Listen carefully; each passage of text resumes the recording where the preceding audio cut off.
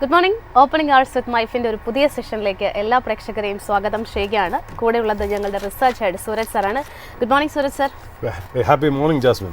Yes, ഏതായാലും sir ഈ ആഴ്ചയിലെ ഒരു ലാസ്റ്റ് ട്രേഡിംഗ് ഡേയിലേക്കാണ് നമ്മൾ കടന്നിരിക്കുന്നത്. ധാരാളം കാര്യങ്ങൾ ഡിസ്കസ് ചെയ്യാനും സംസാരിക്കാനും ഒക്കെ ഉണ്ട്. ഏതായാലും ഇന്ത്യ US ട്രേഡ് ഡീൽ സംബന്ധിച്ച അന്തിമ ചർച്ചകൾ നടക്കുകയാണ്. ഏറ്റവും ഒടുവിലായിട്ട് ലഭിക്കുന്ന റിപ്പോർട്ടുകൾ സൂചിപ്പിക്കുന്നത് ഇന്ന് തന്നെ അല്ലെങ്കിൽ വരുന്ന ഒരു മണിക്കൂറുകളിൽ തന്നെ ഇതുമായി സംബന്ധിച്ച ഒരു അന്തിമ ധാരണയിൽ എത്തിയേക്കാം എന്നാണ് റിപ്പോർട്ടുകൾ വരുന്നത്. ഏതായാലും നമ്മൾ കഴിഞ്ഞ ദിവസം പറഞ്ഞതുപോലെ തന്നെ ജനറ്റിക്കലി മോഡിഫൈഡ് ആയിട്ടുള്ള കോപ്സിന്റെ കേസിലാണ് താരിഫ് ഇളവ് വരുത്തണമെന്നുള്ള ഒരു US-ന്റെ ആവശ്യം ഇന്ത്യ നിരസിച്ചിരിക്കുന്നു. അങ്ങനെ ഒട്ടേറെ കാര്യങ്ങളിൽ ഒരു സമവായത്തിൽ എത്തേണ്ടതുണ്ട്. അങ്ങനെ ഒരു സമവായത്തിൽ എത്തിയാൽ മാത്രമാണ് കരാറിൽ ഒപ്പുവെക്കുക. ഏതായാലും അതിൻ്റെ ഒരു റിഫ്ലക്ഷൻസ്, അതിൻ്റെ ഒരു ആശങ്ക നമുക്ക് മാർക്കറ്റിലും കാണാൻ സാധിക്കുന്നുണ്ട്. കാര്യമായിട്ടുള്ള ഒരു നേട്ടങ്ങളൊന്നും തന്നെ മാർക്കറ്റിലില്ല. ഒരു ഹൈലി വോളറ്റൈൽ ആയിട്ടുള്ള ഒരു സ്റ്റേജിലാണ് മാർക്കറ്റും ട്രേഡ് ചെയ്യുന്നത്. ഏതായാലും ഈ ഒരു ട്രേഡ് ഡീലിനെ ചുറ്റിപ്പറ്റിയുള്ള ഒരു വീക്കായിരിക്കും ഇനി മുന്നോട്ട് വരുന്നത് എന്ന് നമ്മൾ ഇതിൻ്റെ തുടക്കത്തിൽ തന്നെ സൂചിപ്പിച്ചതായിരുന്നു. ഏകദേശം അതേ ഒരു പോയിന്റിലേക്ക് തന്നെയാണ് നമ്മൾ എത്തി നിൽക്കുന്നത്. 9-ാം തീയതി മൊറട്ടോറിയം പീരീഡ് എൻഡ് ചെയ്യുകയാണ് അല്ലേ സാർ? ജാസ്മിൻ, ശരിക്കും പറയുകയാണെങ്കിൽ ഞാൻ ഇന്ന് വളരെ ഹാപ്പിയാണ്. ഒന്നാമത്തെ കാര്യം തന്നെ ഇന്ത്യ ഇംഗ്ലണ്ട് ടെസ്റ്റ് ഇന്നലെ വാച്ച് ചെയ്തിട്ട് എനിക്ക് വളരെ സന്തോഷമായി. അതായത് ശുഭ്മാൻ ഗിൽ ഏതാണ്ട് 269 ഒരു ഡബിൾ സെഞ്ചുറി അടിച്ചതിൻ്റെ സന്തോഷം, ഇന്ത്യ ഏതാണ്ട് 587 ഓൾ ഔട്ടായ ഒരു സ്കോറിൽ സന്തോഷം. അതുമാത്രമല്ല ആകാശ്ദീപ് ഇന്നലെ 2 വിക്കറ്റ് എടുത്ത് ഏതാണ്ട് 77 for 3 എന്നുള്ള രീതിയിൽ മാച്ച് ഇൻട്രസ്റ്റിംഗ്ലി പോയിസ്ഡ് ആണെന്നുള്ളത് ഒരു വളരെ സന്തോഷമായിട്ടുള്ളൊരു കാര്യം. ഇന്ന് നമുക്കറിയാം US മാർക്കറ്റ് എന്ന് പറഞ്ഞാൽ 4th of July. It's 4th of July in US. 4th of July എന്ന് പറയുന്നത് അവരുടെ ഇൻഡിപെൻഡൻസ് ഡേ ആണ്. അതുകൊണ്ട് തന്നെ US മാർക്കറ്റ് ഇന്ന് ഹോളിഡേ ആണ്, ഫെഡറൽ അവധിയാണ് അവർക്ക് ശരിക്കും പറഞ്ഞാൽ US-ൽ എന്ന് പറയുന്നത്. നമ്മൾ ഇന്നലെ US മാർക്കറ്റ് ഞാൻ നോക്കുമ്പോൾ ശരിക്കും പറഞ്ഞാൽ ഇന്ന് രാവിലെ S&P 500 ഏതാണ്ട് +0.83% അപ്പാണ്. നാസ്ഡാക്ക് ഏതാണ്ട് 1% അപ്പായിരുന്നു എന്നുള്ളത്. ഇതിൽ കൂടുതൽ എന്ത് ഗിഫ്റ്റാണ് ശരിക്കും പറഞ്ഞാൽ ട്രംപിന് വേണ്ടത് എന്നുള്ളത്. കാര്യം വെച്ചാൽ ട്രംപിനെ ബ്ലസ് ചെയ്തിരിക്കുന്നു എന്നാണ് നമുക്ക് പറയാൻ സാധിക്കുന്നത്. കാര്യം വെച്ചാൽ ഒന്നാമത് സ്റ്റോക്ക് മാർക്കറ്റ് എന്ന് മാത്രമല്ല, നമ്മൾ ഇന്നലെ തന്നെ അല്ലെങ്കിൽ മിനിഞ്ഞാന്ന് തന്നെ നമ്മൾ പറഞ്ഞു വെച്ചിരുന്നു ഇന്ന് US market 4th of July holiday ആയത് കാരണം ഈ നോൺ ഫാം പേറോൾസ് ഒരു ദിവസം അഡ്വാൻസ് ചെയ്ത് Thursday ആണ് വരുന്നത്. ഇന്നലെ രാത്രി ആ ഇൻഫർമേഷൻ പുറത്തു വന്നു. സ്ട്രീറ്റ് എക്സ്പെക്ട് ചെയ്തിരുന്നത് 1,10,000 ജോബ്സ് ആഡ് ചെയ്യും എന്നുള്ള, അതായത് 1,00,000 1,10,000 ജോബ്സോ ആഡ് ചെയ്യുമെന്ന് വിചാരിച്ചിരുന്ന സ്ഥലത്ത് ശരിക്കും പറഞ്ഞുള്ള ഫിഗേഴ്സ് വന്നത് 1,47,000 എന്നുള്ള. അതായത് contrary to expectation it was surprising on the other side, അതായത് പോസിറ്റീവ് സൈഡിലാണ് എന്നുള്ളത്. അതുമാത്രമല്ല ഈ അൺഎംപ്ലോയ്മെന്റ് റേറ്റ് അവരുടെ എസ്റ്റിമേറ്റ് ഉണ്ടായിരുന്നത് 4.2%. അതിൽ നിന്ന് കുറഞ്ഞ് 4.1% ആയി എന്ന് പറയുന്നതും വളരെ എൻകറേജിംഗ് ആണ് ശരിക്കും പറഞ്ഞാൽ US സ്റ്റോക്സിനെ സംബന്ധിച്ചിടത്തോളം. ബട്ട് ഒരു അൺഈസി കാം ബോണ്ട് ഈൽഡ് മാർക്കറ്റിലുണ്ട്. അൺഈസി കാം ബോണ്ട് ഈൽഡ് മാർക്കറ്റിൽ എന്ന് വെച്ചാൽ ബോണ്ട് ഈൽഡ് ചെറുതായിട്ടൊന്ന് ഉയർന്നിട്ടുണ്ട് എന്നുള്ള ഏതാണ്ട് 4.34% ആയി 10-year bond yield. 2-year bond yield ആണെങ്കിൽ 3.88 ആയി. അതായത് 4.2 വരെ പോയിരുന്ന 10-year ബോണ്ട് ഈൽഡ് ശരിക്കും പറഞ്ഞു കഴിഞ്ഞാൽ ഒന്ന് ചെറുതായിട്ടൊന്ന് ഈ പറഞ്ഞ പോലെ ഒന്ന് തിരിഞ്ഞിട്ടുണ്ട് എന്നുള്ളതാണ് നമുക്ക് മനസ്സിലാവുന്നത്. അതിൻ്റെ മെയിൻ റീസൺ എന്താണെന്ന് വെച്ചാൽ വേറൊന്നും കൊണ്ടല്ല, ഇപ്പം ഇത്രയും നല്ല ഈ റേറ്റ് വന്നില്ലേ, അതായത് ഈ ഫിഗേഴ്സ് വന്നില്ലേ, അൺഎംപ്ലോയ്മെന്റ് റേറ്റ് വന്നോടുകൂടി ഇനി ബോണ്ട് മാർക്കറ്റ് വിശ്വസിക്കുന്നത് മിക്കവാറും ഫെഡ് റേറ്റ് കട്ട് ചെയ്യില്ല എന്നുള്ളതാണ്. അല്ലെങ്കിൽ ഈ കൊല്ലം റേറ്റ് കട്ട് ഉണ്ടാവില്ല എന്നുള്ളത് ബോണ്ട് മാർക്കറ്റിനെ ശരിക്കും പറഞ്ഞാൽ ഒന്ന് വേറൊരു വിധത്തിലേക്ക് തിരിച്ചിരിക്കുന്നു എന്നുള്ളതാണ് അതിനകത്തുള്ള ഇമ്പോർട്ടൻ്റ് ആയിട്ടുള്ള കാര്യം. ഡോളർ ഇൻഡെക്സ് നമ്മൾ നോക്കുകയാണെങ്കിൽ വീണ്ടും 97 അതിൻ്റെ ചുറ്റുവട്ടത്ത് തന്നെയാണ്. ക്രൂഡ് ഏതാണ്ട് 67-68 തന്നെ നിൽക്കുന്നു എന്നുള്ളതാണ്. പിന്നെ ഒരു ഇമ്പോർട്ടൻ്റ് ആയിട്ടുള്ള കാര്യം, ട്രംപിന് അനദർ ഗിഫ്റ്റ് എന്നുള്ള രീതിയിൽ ബിഗ് ബ്യൂട്ടിഫുൾ ബില്ല് പാസ്സായിരിക്കുന്നു എന്നുള്ളതാണ്. അതായത് it clears US house of representatives by a vote of narrow മാർജിനിലാണ് 218 എഗെയിൻസ്റ്റ് 214. അത് മാത്രമല്ല 2 റിപ്പബ്ലിക്കൻസും ഈ പറയുന്ന അതിന് എഗെയിൻസ്റ്റ് വോട്ട് ചെയ്യുന്നുള്ളൂ. അപ്പോൾ പൊളിറ്റിക്കൽ ഡ്രാമ അവിടെ ഉണ്ടായിരുന്നു എന്നുള്ള കാര്യത്തിന് യാതൊരു സംശയവും ഇല്ല എന്നുള്ളത് ഇന്ന് ഒപ്പുവെക്കുകയാണ്. അപ്പോൾ ഈ ബിഗ് ബ്യൂട്ടിഫുൾ ബിൽ എന്ന് പറയുമ്പോൾ നമ്മൾ ഇന്നലെയും പറഞ്ഞു, അതായത് അതിനകത്ത് ഒരുപാട് ലെജിസ്ലേഷൻസ് അതിനകത്ത് ആഡ് ചെയ്തിട്ടുണ്ടെന്നുള്ള, അതായത് സ്പെൻഡിങ്, ടാക്സസ് അല്ലെങ്കിൽ ടാക്സ് ക്രെഡിറ്റ്.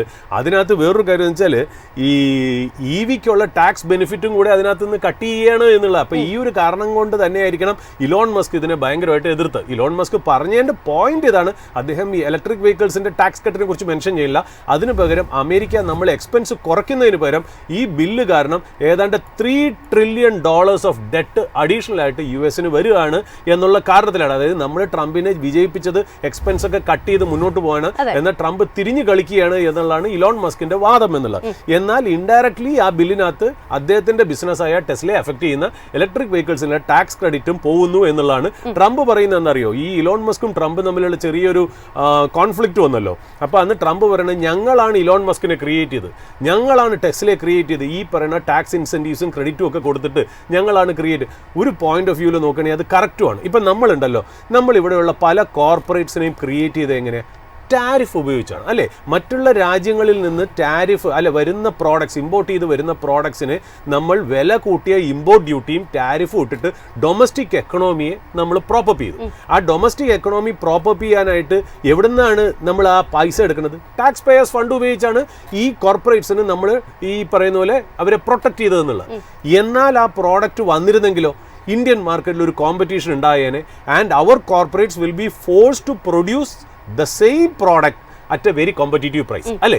ഇപ്പൊ അതിനുള്ള ചാൻസ് പോയി. അതായത് നമുക്ക് ഈ പ്രോഡക്ട്സ് പുറത്തുനിന്ന് രാജ്യങ്ങളിൽ നിന്ന് ഇന്ത്യയിലേക്ക് വന്നിരുന്നെങ്കിൽ ഇവിടെയുള്ള കോമ്പറ്റീഷനായിട്ട് ചേർന്ന് ഇന്ത്യൻ കോർപ്പറേറ്റ്സ് അല്ലെങ്കിൽ കമ്പനികൾ will be forced and pressurised to compete with them. അപ്പൊ അതിന്റെ ഗുണം കിട്ടുന്ന ആരാ? നമ്മുടെ സാധാരണ കൺസ്യൂമറിന്. അപ്പൊ സാധാരണ കൺസ്യൂമറിന് കുറഞ്ഞു കിട്ടേണ്ട സ്ഥലത്ത് കൺസ്യൂമറിന്റെ ടാക്സ് പേയേഴ്സ് മണി ഉപയോഗിച്ച് നമ്മൾ കോർപ്പറേറ്റ്സിനെ ക്രിയേറ്റ് ചെയ്തു എന്നുള്ളതാണ് അതിനകത്തൊരു സോഷ്യലിസം പോയിന്റ് ഓഫ് വ്യൂ നമ്മൾ ആലോചിക്കുമ്പോൾ വരുന്നത്. രണ്ടാമത് നമ്മൾ PLI സ്കീംസ് പറയുന്നല്ലോ, പ്രൊഡക്ഷൻ ഇൻസെൻറ്റീവ് സ്കീം. നമ്മൾ ടാക്സ് ബ്രേക്സ് കൊടുക്കുന്നു, പുതിയ ക്രിട്ടിക്കൽ ആയിട്ടുള്ള വളരെ എന്താ പറയുക പ്രിസിഷൻ ആയിട്ടുള്ള മാനുഫാക്ചറിങ് ന്യൂ ഏജ് സൺറൈസ് സെക്ടേഴ്സിന് നമ്മുടെ കോർപ്പറേറ്റ്സിനെ എൻകറേജ് ചെയ്യാൻ വേണ്ടി നമ്മൾ ടാക്സ് ബ്രേക്ക് കൊടുക്കും. അതും ആരുടെ പൈസയാണ്? നമ്മുടെ ടാക്സ് പേയേഴ്സിന്റെ പൈസ ഉപയോഗിച്ചാണ് ചെയ്യുന്നത്. ഇതൊന്നും വിരോധമില്ല, ഇതൊക്കെ ഗവൺമെന്റ് ചെയ്യണം. ബട്ട് ഇതിൽ ഒരു കാര്യം ഗവൺമെന്റ് നിർബന്ധിക്കണം, ഈ എല്ലാ കമ്പനീസും പബ്ലിക് സ്റ്റോക്ക് എക്സ്ചേഞ്ചിൽ ലിസ്റ്റഡ് ആയിരിക്കണം. കാര്യം നമ്മളെപ്പോലത്തെ സാധാരണക്കാരനും നമ്മുടെ പൈസയിലാണല്ലോ ഇതൊക്കെ വരുന്നത്. അപ്പം നമുക്ക് ഈ ഗ്രോത്ത് സ്റ്റോറിയുടെ ബെനിഫിറ്റ് കിട്ടണം എന്നുള്ള റൂള് ഗവൺമെന്റ്, ഇത് എൻ്റെ വ്യക്തിപരമായിട്ടുള്ള അഭിപ്രായമാണ് കേട്ടോ. അതായത് നമ്മൾ ചെയ്യേണ്ട കാര്യം എന്താ, നമ്മൾ ഇങ്ങനത്തെ ഇൻസെൻറ്റീവ്സ് കൊണ്ട് ബെനിഫിറ്റ് ചെയ്യുന്ന കോർപ്പറേറ്റ് കമ്പനികളെ പ്രൈവറ്റ് ആയിട്ട് റൺ ചെയ്യാൻ സമ്മതിക്കരുത്. അവരെ മാൻഡേറ്ററി ആയിട്ട് ലിസ്റ്റിങ്ങിന് പോകണം. കാര്യം നമ്മുടെ പൈസ ഉപയോഗിച്ചാണ് ഇവർ വരുന്നത്. നേഷനും ഗ്ലോബൽ എക്കണോമിക്കും അല്ലെങ്കിൽ ഇന്ത്യൻ എക്കണോമിക്കും നല്ലത് തന്നെയാണ്. ബട്ട് ഈവൻ ദെൻ അതിൻ്റെ growth opportunity Indian share holders അല്ലെങ്കിൽ ഇന്ത്യൻ പബ്ലിക്കും കൂടെ അത് എൻജോയ് ചെയ്യണം എന്നുള്ളത് പറഞ്ഞു വയ്ക്കുന്നു. നമ്മൾ നിഫ്റ്റിയിലേക്ക് നോക്കുകയാണെങ്കിൽ നമുക്കറിയാം നിഫ്റ്റി ഒരു ടൈറ്റ് ആയിട്ടുള്ള ട്രേഡിംഗ് റേഞ്ചിൽ തന്നെയാണ് അത് മൂവ് ചെയ്യണേ എന്നുള്ളത്. അപ്പം നമ്മൾ നോക്കേണ്ട ഒരു കാര്യം വെച്ചാൽ ഇന്നലെ മാർക്കറ്റിൽ എക്സ്പയറി ആയതുകൊണ്ടായിരിക്കണം ലാസ്റ്റ് അവറിൽ ശരിക്കും പറഞ്ഞാൽ HDFCയെയും റിലയൻസിനെയും നന്നായിട്ടൊന്ന് ചവിട്ടി താത്തിയിട്ടുണ്ട്. അപ്പോൾ ഇന്ന് മാർക്കറ്റ് ഞാൻ നോക്കാൻ നേരത്ത് ഉറ്റുനോക്കുന്നത് ഈ രാവിലത്തെ മോർണിംഗ് അവേഴ്സിൽ അതേപോലത്തെ ഒരു ക്ലൈംബ് ബാക്ക് റിലയൻസിനും HDFCക്കും ഉണ്ടാവുമോ എന്നുള്ളതാണ്. അപ്പോൾ അതാണ് ശരിക്കും പറഞ്ഞാൽ ഇമ്പോർട്ടൻറ്റ് ക്യൂ. ഞാൻ നോക്കുന്നത് ഇന്ന് റെസിസ്റ്റൻസും സപ്പോർട്ടും ഒന്നുമല്ല, ഇതായിട്ടാണ് ഇമ്പോർട്ടൻറ്റ് ന്യൂസ് നോക്കുന്നത്. പിന്നെ നമ്മുടെ ഇന്ത്യൻ മാർക്കറ്റിനെ സംബന്ധിച്ച് മുന്നോട്ട് പോകുമ്പോൾ നമ്മൾ ഇനി വരാൻ പോണ ദിവസങ്ങളിൽ അല്ലെങ്കിൽ ആഴ്ചകളിൽ മാസങ്ങളിൽ നമുക്ക് ഇമ്പോർട്ടൻ്റ് ആയിട്ട് വരുന്നത് FY26 Q1 ഏർണിംഗ് സീസൺ ആണ്. രണ്ടാമത് ജാസ്മിൻ പറഞ്ഞ പോലെ ടാരിഫിൻ്റെ ഒരു ക്ലാരിറ്റി US ആയിട്ട് വരണം. ഏതാണ്ട് ഡീൽ ഈസ് ഡൺ. 2-3 ദിവസത്തിൽ അല്ലെങ്കിൽ ഏതാനും മണിക്കൂറിനുള്ളിൽ ഇത് പുറത്തു വരും. അല്ലെങ്കിൽ വീക്കെൻഡിൽ നമുക്കൊരു ഗുഡ് ന്യൂസ് ഉണ്ടാവും എന്നാണ് നമുക്ക് മനസ്സിലാവുന്നത്. അതിൻ്റെ രണ്ട് വശവും ഞാൻ പറഞ്ഞു, വരികയാണെങ്കിലും വന്നില്ലെങ്കിലും എന്താണ് മാർക്കറ്റിലുള്ളതെന്നുള്ള ഒരു കാര്യം. പിന്നെ മൂന്നാമത് നമ്മൾ നോക്കുന്നത് വെച്ചാൽ ഈ മാസം അല്ലെങ്കിൽ വരും ദിവസങ്ങളിൽ GST റാഷണലൈസേഷൻ്റെ ഒരു മീറ്റിംഗ് ഉണ്ട്. ഫിനാൻസ് മിനിസ്റ്റർ പറഞ്ഞിരിക്കുന്നത് ഒരുപാട് കാര്യങ്ങൾക്ക് റാഷണലൈസേഷൻ കൊണ്ടുവരുന്നുണ്ട്. ഒരു മീനിങ് ഫുൾ ആയിട്ടുള്ള ചേഞ്ചസ് അല്ലെങ്കിൽ കുറവുകൾ അല്ലെങ്കിൽ കുറച്ചുകൂടെ സിംപ്ലിഫിക്കേഷൻ അതിനകത്ത് വരികയാണെന്നുണ്ടെങ്കിൽ market will take it positively എന്നാണ്. അപ്പോൾ ഇതേപോലത്തെ കുറച്ച് കാര്യങ്ങൾ ഇന്ത്യൻ മാർക്കറ്റിനെ സറൗണ്ട് ചെയ്തിട്ടുണ്ടോ എന്നുള്ളതാണ്. ഇന്നലെ ഒരു നല്ലൊരു ന്യൂസ് വന്നിട്ടുണ്ട്. അതായത് ഡിഫൻസ് അക്യൂസിഷൻ കൗൺസിൽ അതായത് DAC ഏതാണ്ട് 10 പ്രപ്പോസൽ ക്ലിയർ ചെയ്തിരിക്കുന്നു, worth around 1,05,000 crores. This is A massive. അപ്പം നമുക്ക് എന്തായാലും തീർച്ചയായിട്ടും ഇന്ന് ഇന്ത്യൻ മാർക്കറ്റിൽ ഡിഫൻസ് സ്റ്റോക്സുകൾക്ക് വളരെ ഇമ്പോർട്ടൻ്റ് ആയിരിക്കും എന്നുള്ളതാണ്. കാര്യം വെച്ചാൽ ഈ പ്രപ്പോസൽ ക്ലിയർ ചെയ്യുന്നതോടുകൂടി ഏതാണ്ട് ഒരുപാട് ഡിഫൻസ് എക്യുപ്മെന്റ്സ് പ്രൊക്യൂർ ചെയ്യാനുള്ള ബില്ലാണ് പ്രപ്പോസൽസ് ആണ് ക്ലിയർ ചെയ്തേക്കണത്. അതായത് armoured recovery vehicles, electronic warfare system, surface to air missile, ഇങ്ങനത്തെ കുറേ കാര്യങ്ങൾ അതിനകത്ത് മെൻഷൻ ചെയ്തിട്ടുണ്ടെന്നുള്ള. അപ്പോൾ ഇന്ന് ആ പറഞ്ഞ പോലെ ഡിഫൻസ് സ്റ്റോക്സിൽ അതിൻ്റെ ഒരു റിവർബറേഷൻ ഇന്ത്യൻ മാർക്കറ്റിൽ ഉണ്ടാക്കാം. ഓൾറെഡി ഉണ്ട്. എല്ലാ സ്റ്റോക്സിലും ഒരു മുന്നേറ്റം തന്നെയാണ് നമുക്ക് കാണാൻ സാധിക്കുന്നത്. എസ്പെഷ്യലി പാരാസ് ഡിഫൻസ് ഒക്കെ തന്നെ ആദ്യ മിനിറ്റിൽ തന്നെ 9% ഒരു മുന്നേറ്റം രേഖപ്പെടുത്തിയിട്ടുണ്ട്. ജാസ്മിൻ അതിനകത്തുള്ള ഇമ്പോർട്ടൻ്റ് ആയിട്ടുള്ള കാര്യം എന്ന് വെച്ചാൽ ഒരു കാര്യം ഞാൻ അതിനകത്തൊന്ന് പറയാം. കാര്യം വെച്ചാൽ നമുക്ക് എപ്പോഴും ഈ ന്യൂസിനുള്ളിൽ ന്യൂസ് കണ്ടുപിടിക്കുക എന്നാണല്ലോ നമ്മുടെ ജോലി.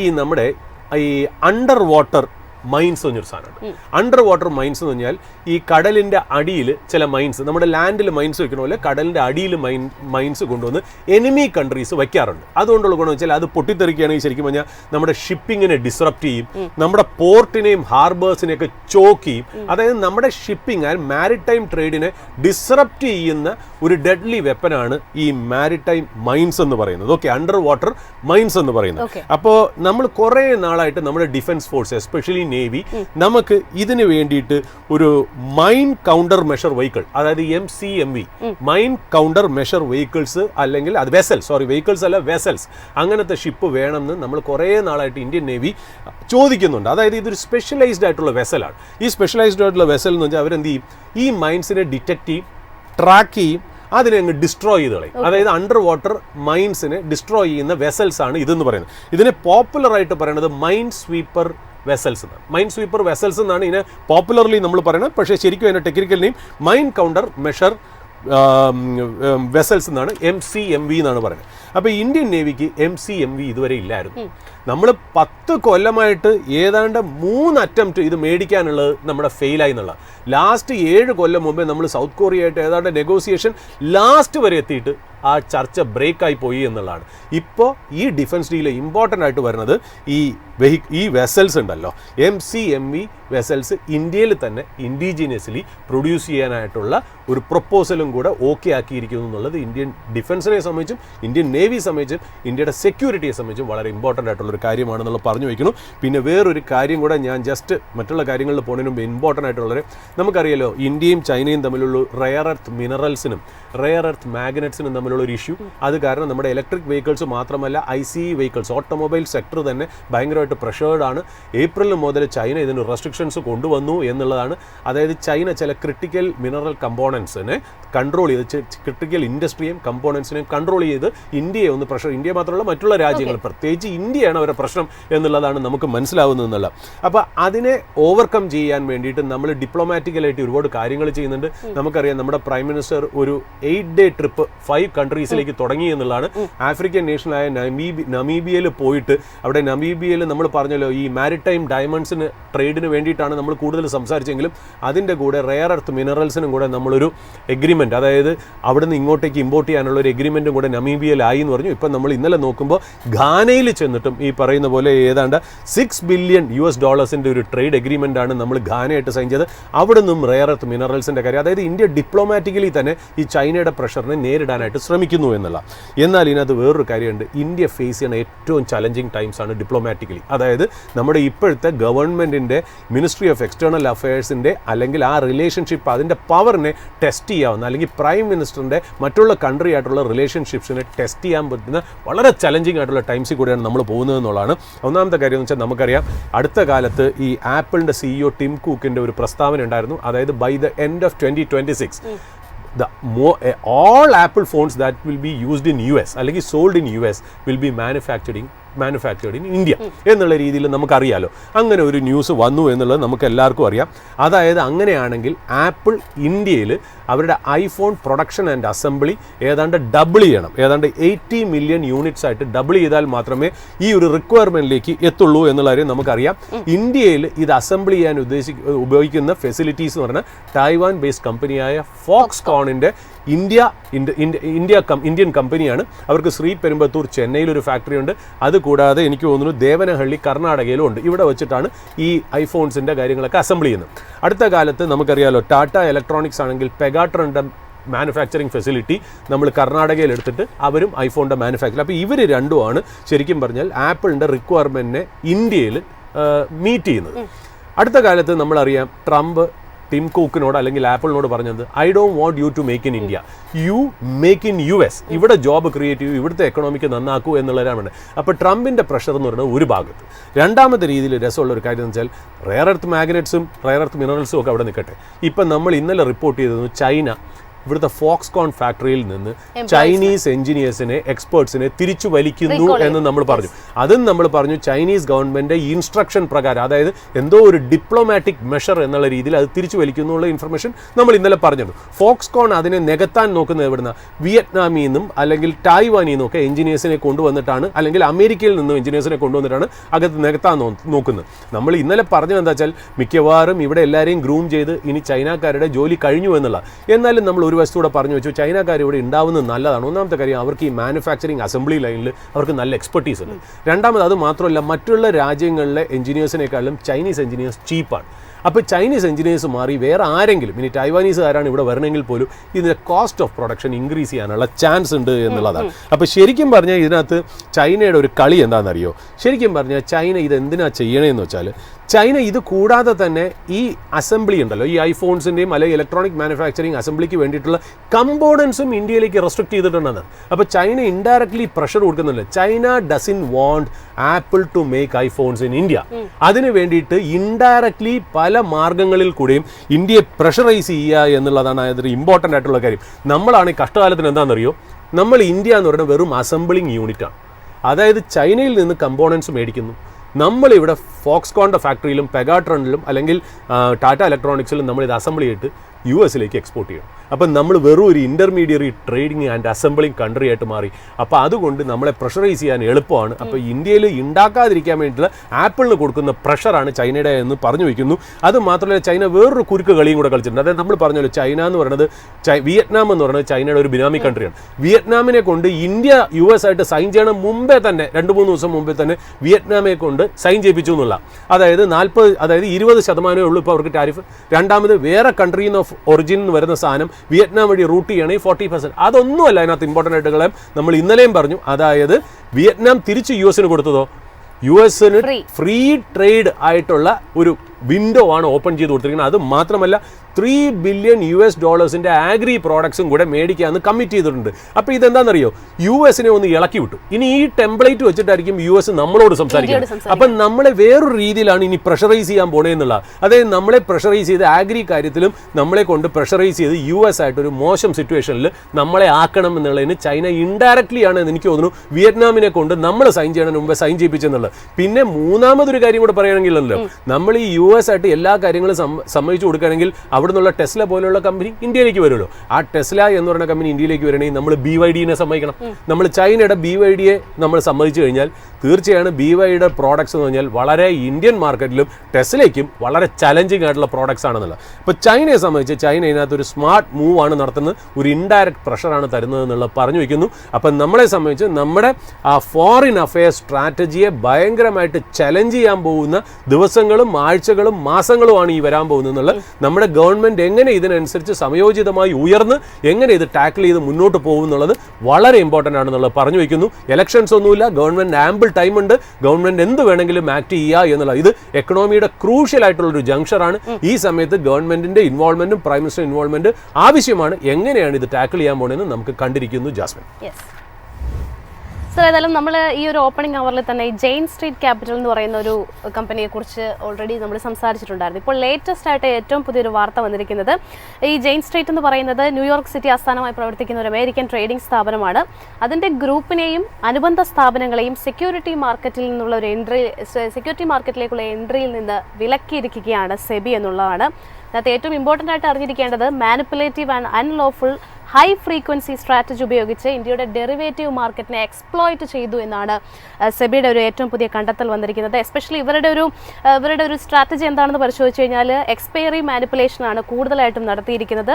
വീക്ക്ലി മന്ത്ലി എക്സ്പയറി സെഷനുകളെ ചുറ്റിപ്പറ്റി പ്രധാനമായിട്ടും അവരുടെ ഒരു ട്രേഡുകൾ കേന്ദ്രീകരിച്ചിരിക്കുന്നു. അതായത് ഇപ്പോൾ ഒരു നിഫ്റ്റി ആണെങ്കിൽ നിഫ്റ്റി സൂചികയുടെ ക്ലോസിംഗ് വിലയെ സ്വാധീനിക്കാനായിട്ട് ജെയിൻ സ്ട്രീറ്റിൻ്റെ ട്രേഡിങ്ങിൻ്റെ ഒരു അവസാന മിനിറ്റുകളിൽ വലിയ ഓർഡറുകളൊക്കെ നൽകിയിട്ട് ആ ഒരു പ്രൈസിനെ അവർ എക്സ്പ്ലോയിറ്റ് ചെയ്തു എന്നാണ് കണ്ടെത്തിയിരിക്കുന്നത്. സാർ, ഇത്തരത്തിലുള്ള കുറേ കേസുകൾ നമ്മൾ നിരന്തരം കാണുന്നതാണ്. അതിൽ റിപ്പോർട്ട് ചെയ്യുന്നതും ചെയ്യപ്പെടാത്തതുമായിട്ടുള്ള ഒരുപാട് കാര്യങ്ങളുണ്ട്. ഇത്രയും വലിയൊരു സ്ഥാപനം ഈ ഒരു കളി കളിച്ചിരിക്കുന്നു. അതിനപ്പുറത്തേക്ക് ഇനി ആരെ വിശ്വസിക്കും എന്നുള്ളൊരു മാർക്കറ്റിനെ സംബന്ധിച്ചിടത്തോളം വലിയ ഒരു ആശങ്ക കൂടി നിലനിൽക്കുകയാണ്. സെബിയുടെ ഒരു കണ്ടെത്തൽ വന്നിരിക്കുന്നു. ജാസ്മിൻ, ഇതിപ്പോൾ നമ്മൾ നോക്കുകയാണെങ്കിൽ ഇന്ത്യൻ മാർക്കറ്റിൽ എസ്പെഷ്യലി ഈ എക്സ്പയറി ഡേയിലൊക്കെ ലാസ്റ്റ് 1 മണിക്കൂർ 1.5 മണിക്കൂറിൽ ഇന്ത്യൻ മാർക്കറ്റിൽ മൂവ് ചെയ്യുന്നത് കണ്ടു കഴിഞ്ഞാൽ ശരിക്കും പറഞ്ഞാൽ നമുക്കറിയാം അൺനാച്ചുറൽ ആയിട്ട് എന്തോ സമയമാണ് 500 കോടി 500 പോയിന്റ് 1000 പോയിന്റ് 2000 പോയിന്റ് ഒക്കെയാണ് അങ്ങോട്ടും ഇങ്ങോട്ടും ഒക്കെ മറയുന്നത് എന്നുള്ളത്. അപ്പോൾ ഇത് ശരിക്കും പറഞ്ഞാൽ നമ്മളെപ്പോലത്തെ ഒരു സാധാരണക്കാരന് മനസ്സിലാവണമെങ്കിൽ നമ്മുടെ ഇവിടുത്തെ റെഗുലേറ്റേഴ്സിനും അതോറിറ്റീസും തീർച്ചയായിട്ടും മനസ്സിലാക്കണം എന്നുള്ളതായിരുന്നു. പല രീതിയിലും നമ്മൾ പല റെപ്രസെൻറ്റേഷൻസും അല്ലെങ്കിൽ ആർട്ടിക്കിൾ മുഖാന്തരം ചർച്ചകളിലും ഒക്കെ നമ്മളൊക്കെ വെറും ചെറിയ ആൾക്കാർ ഒരു രസകരമായിട്ടുള്ള കാര്യം ഇതെല്ലാം സംഭവിച്ചു കഴിഞ്ഞിട്ടാണ് റിപ്പോർട്ട് ചെയ്യുന്നത്. അതിന്റെ രസം ഒന്നെന്നറിയോ, ആക്ച്വലി ഈ ജെയിൻ സ്ട്രീറ്റ് എന്ന് പറയുന്നത് നമ്മളിപ്പോൾ പറഞ്ഞല്ലോ, ജാസ്മിൻ പറഞ്ഞല്ലോ, ജെയിൻ സ്ട്രീറ്റ് എന്ന് പറയുന്നത് ഒരു വാൾ സ്ട്രീറ്റ് ബേസ്ഡ് ആയിട്ടുള്ള ക്വാണ്ട് ബേസ്ഡ് അൽഗോരിതം ട്രേഡിംഗ്, അതായത് മെഷീൻ ട്രേഡിംഗ് ആണ് അവർ കൂടുതൽ ചെയ്യുന്നത്. ഈ ജെയിൻ സ്ട്രീറ്റ് പോലെ സിറ്റാഡൽ എന്നൊക്കെ പറഞ്ഞ കുറേ കമ്പനികൾ വാൾ സ്ട്രീറ്റിൽ ഉണ്ടെന്നുള്ള ഈ ജെയിൻ സ്ട്രീറ്റിനെ കുറിച്ച് ഞാൻ ആദ്യം കേൾക്കണമെന്ന് വെച്ചാൽ ബ്ലൂംബർഗ് റിപ്പോർട്ട് ചെയ്ത ഒരു ആർട്ടിക്കിളാണ്. ബ്ലൂംബർഗ് റിപ്പോർട്ട് ചെയ്ത ഒരു ആർട്ടിക്കിൾ എന്ന് പറഞ്ഞാൽ ജെയിൻ സ്ട്രീറ്റ് മില്ലനിയം എന്ന് പറയുന്ന വേറൊരു കമ്പനിക്കെതിരെ കേസ് കൊടുത്തേക്കാണ്. മില്ലനിയം എന്ന് പറയുന്ന കമ്പനിയുടെ കേസ് കൊടുത്തേക്കാന്ന് വെച്ചാൽ ജെയിൻ സ്ട്രീറ്റിൽ വർക്ക് ചെയ്ത കുറച്ച് പേര് മില്ലനിയത്തിലേക്ക് ജോയിൻ ചെയ്തപ്പോൾ ഞങ്ങളുടെ കുറച്ച് ട്രേഡിംഗ് സ്ട്രാറ്റജി, അതായത് ജെയിൻ സ്ട്രീറ്റിൻ്റെ കുറച്ച് ട്രേഡിംഗ് സ്ട്രാറ്റജി മോഷ്ടിച്ച് മില്യനിയത്തിൽ കൊണ്ടുപോയി ഇംപ്ലിമെൻ്റ് ചെയ്ത് അവർക്ക് പ്രോഫിറ്റ് ഉണ്ടാക്കി.